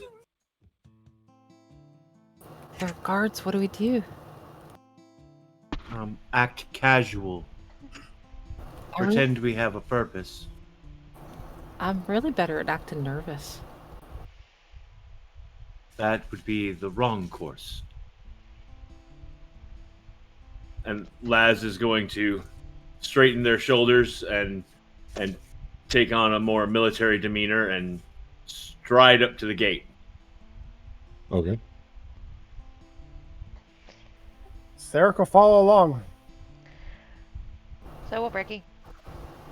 Nan will scurry behind them. He will have rigged a temporary sheath out of our ropes and cloth for Airbane's patience until he can get into town and get something made specifically for it. So he now has 2 blades hanging off his back. Okay.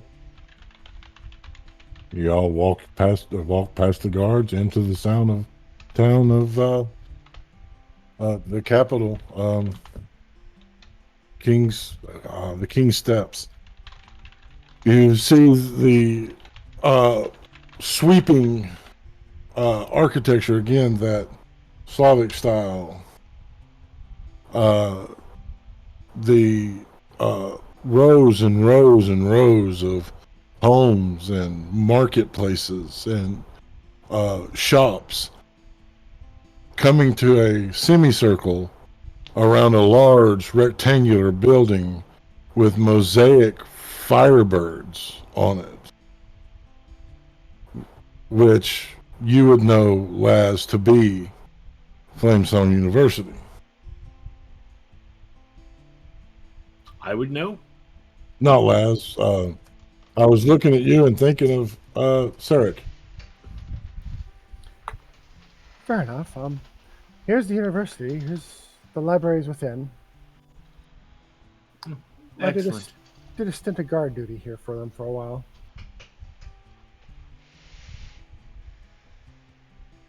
Laz walks in. Okay. You are greeted to a series of hallways coming off of a center chamber with that form a semicircle from entrance around, and then before you is glass walls with a single archway leading into what is most definitely a library.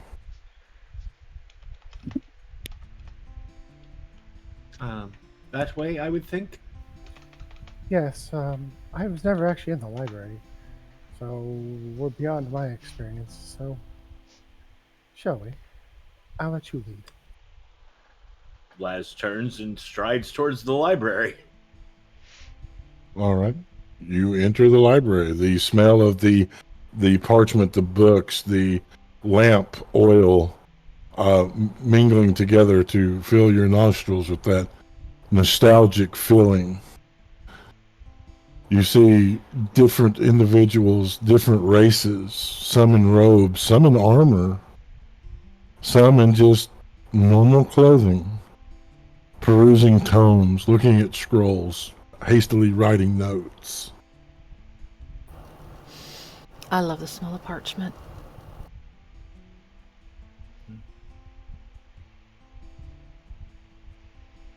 We've definitely smelled worse recently. We probably smell. Laz looks for a librarian or someone like reshelving books. You will see standing at the end of one of the aisles, dressed in green robes, a female minotaur with their hands inside their sleeves as if waiting. Oh, Laz walks straight up to them. Okay. Greetings. Greetings. We seek information on the heroes of the Sword of Hope. Oh, very well. Follow me. Laz sort of shakes off the fact that they thought this was never going to work as easily as this and follows, but gestures for the others to come.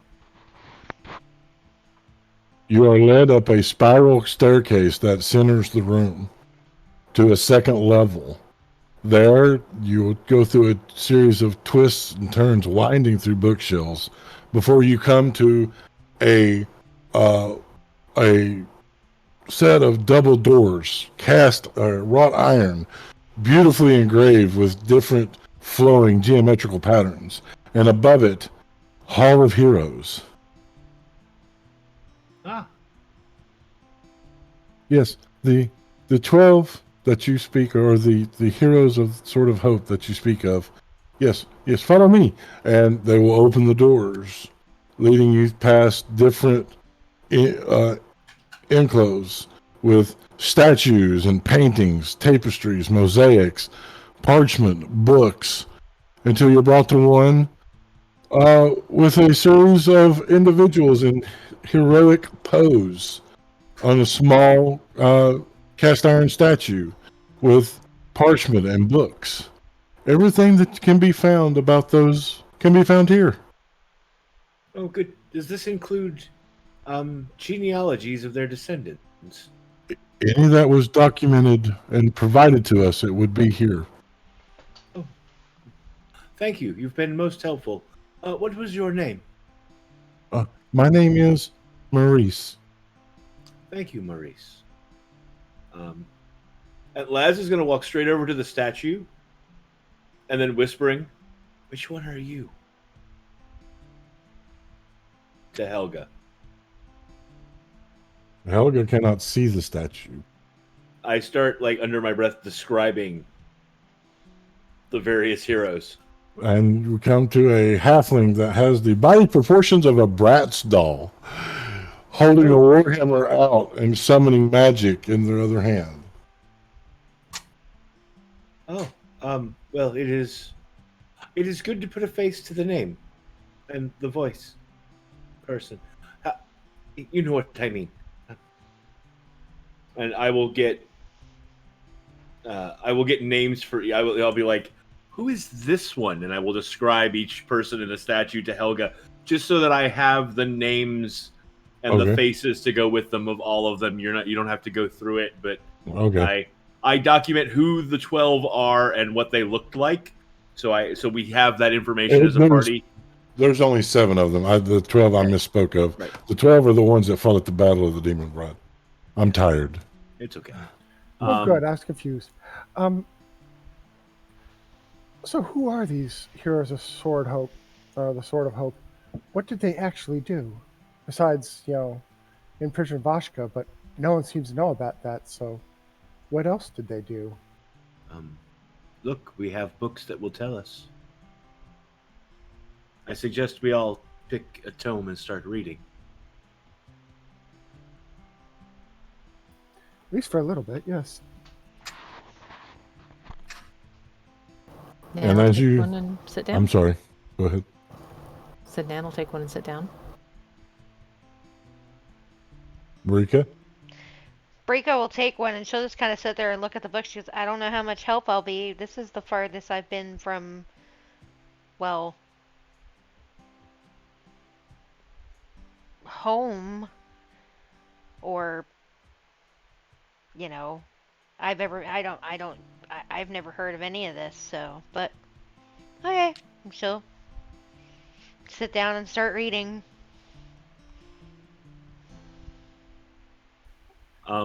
Laz grabs a tome and starts reading through it, but is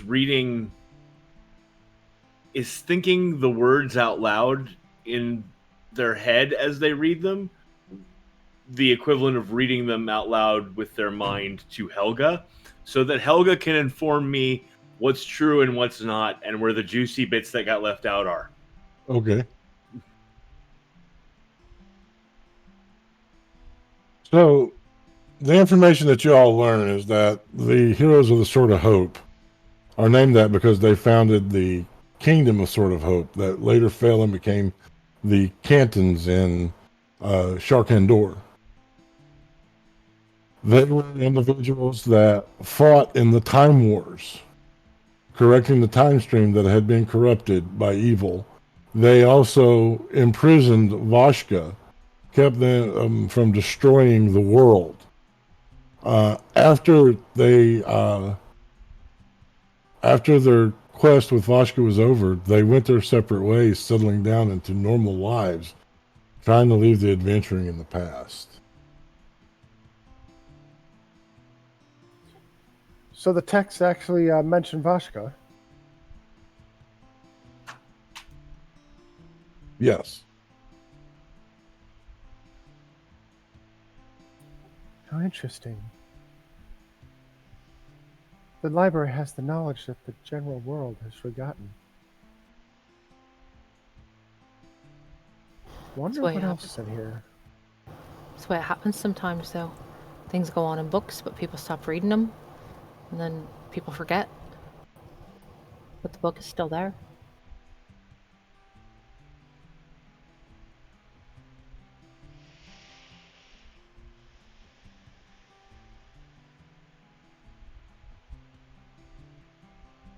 Here, I'm going to look for genealogies of the descendants, see if we can find anything on who their children are and beyond.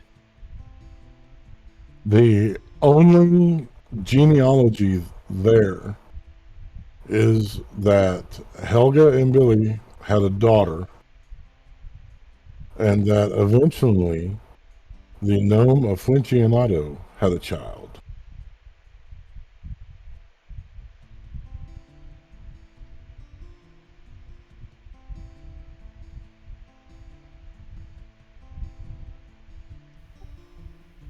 Well, I suppose that's a place to start. Yes. 2 children to look into. And this was what? 100 years ago? 300 years ago?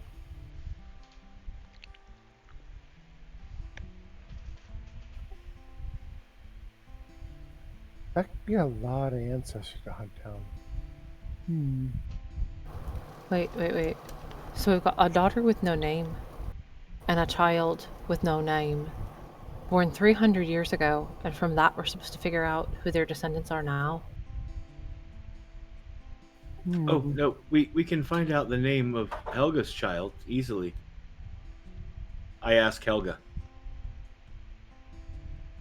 I don't remember the name, so I'll have to wait for Helga to respond in chat. Fair enough. But that's just one child out of 7?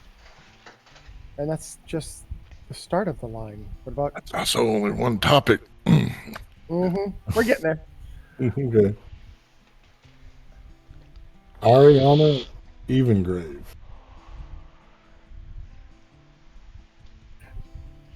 How about we look into how they trapped?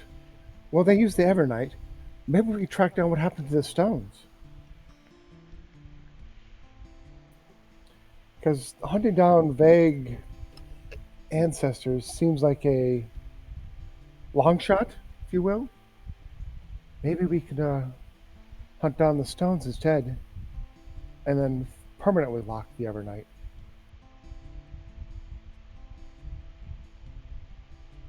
Yes, if the what is his name again? The Lucius. Yes, if Lucius has a plethora of descendants to choose from to offer as blood sacrifice, then it would seem that our best option would be to gain as much power as we can so that we can find him and stop him before the harvest. So we're back to the original plan. Hunt him down, stop him. It is at this time that a half-elf will come stumbling, tripping, and falling, and dropping a ton of papers into the enclave. They will jump to their feet. Oh my goodness, I'm so sorry, as they begin dusting themselves off and gathering their papers. Sarek will bend down and help him gather them up. I've not seen you all here before. We've just recently arrived in town. Well, if I can help you find anything, I know this place better than anyone. Really? Oh, yes. I'm in charge of copying the text so that they don't get lost to time. He will straighten with pride at that announcement that he's someone that is entrusted with the knowledge of this library.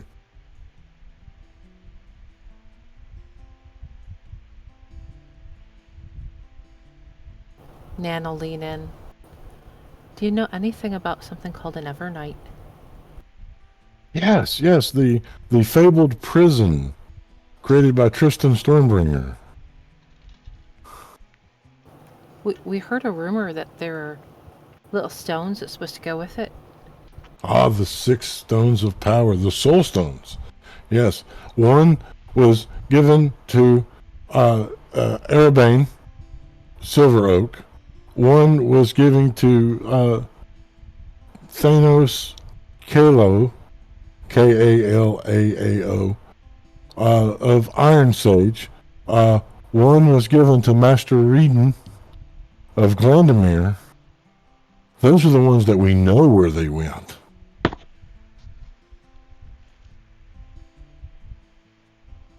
mean, no one knows what happened to the other ones. No.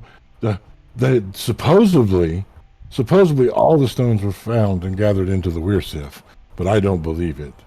I don't think they would have that much power in one place. Can you imagine the power to actually create and destroy reality? If it can hold a god, imagine what else it could do. I don't think I want to. What? Tyr, what are I the soul glance stones? back. Oh, go ahead, Sarek. Nope, you first.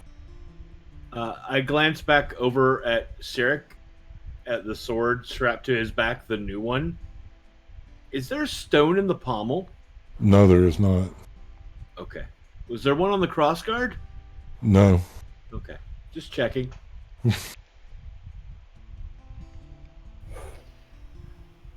So, what were these soul stones?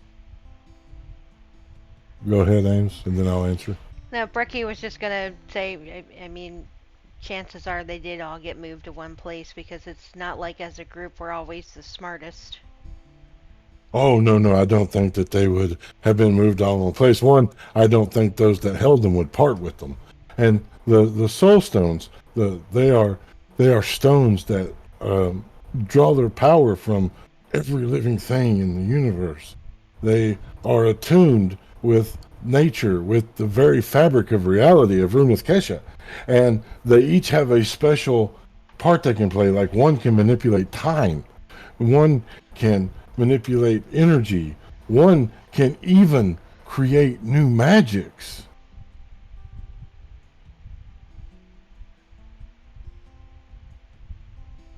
Interesting.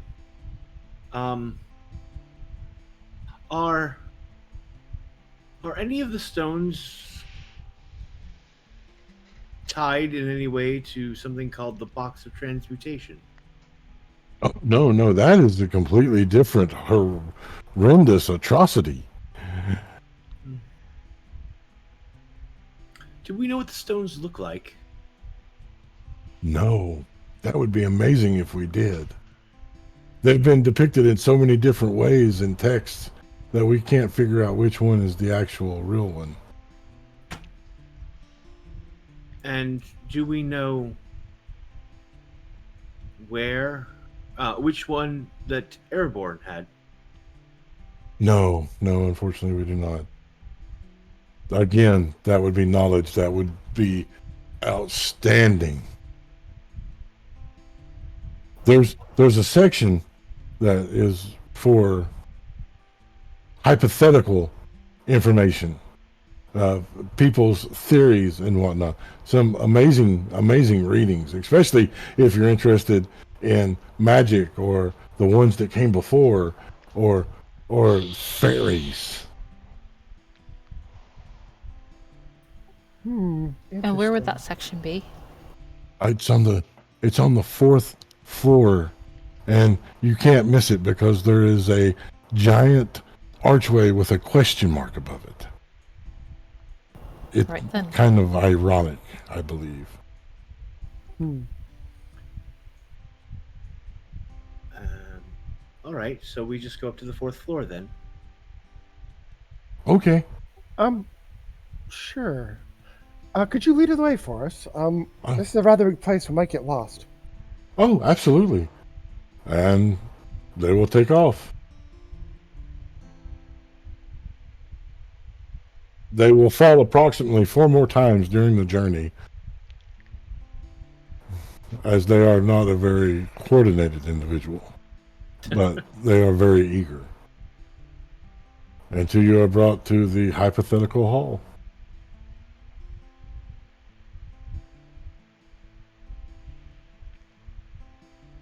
So. Go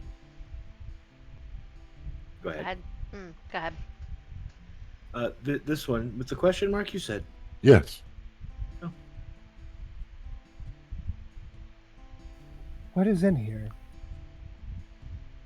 Books and tomes and parchments and scrolls, pottery, artifacts, the usual. Sounds lovely. Thank you. I'd like You're to most insight welcome. check him on what's in this section. Okay. Ooh, no, that's All the walls are glass here. I mean, you can see there's books Yeah. and scrolls and just saying. He's way too helpful, so I'm suspicious. That's an 11. he seems sincere.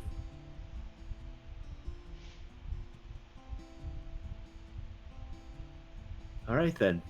Let us see what we can find on these soul stones. And they will go about their way.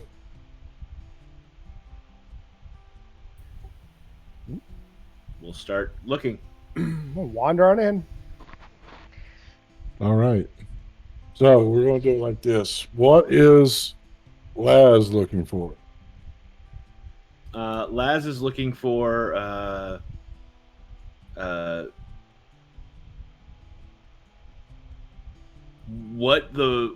anything about the Soul Stones, theories on where they've ended up, what they do exactly? All right, make an investigation check. Oh, 9 plus 3, 12. All right. What is Riki doing? Rika.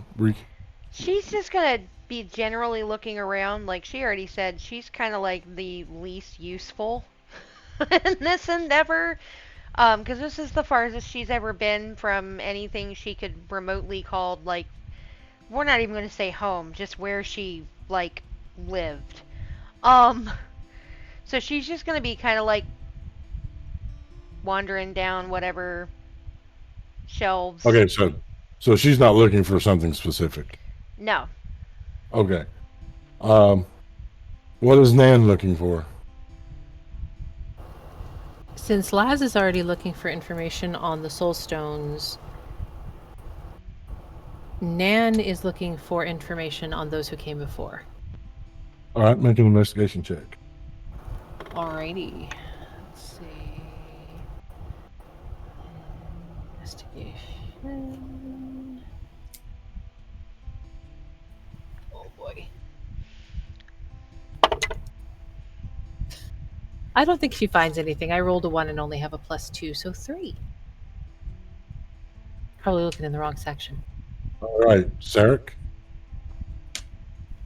Sarek, since they're looking at those topics, Sarek's going to go looking for information about Lucius and what he might need for a ritual to break open the Evernight.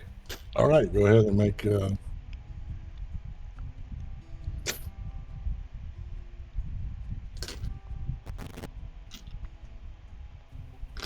18. 18. All right. And we'll find out next week what you find. Oh, you bastard! Oh, you bastard. I am absolutely exhausted. I'm having troubles. So it No is worries, best brother. to stop here and not ruin the story than to try to continue. It's a good stopping point, anyways.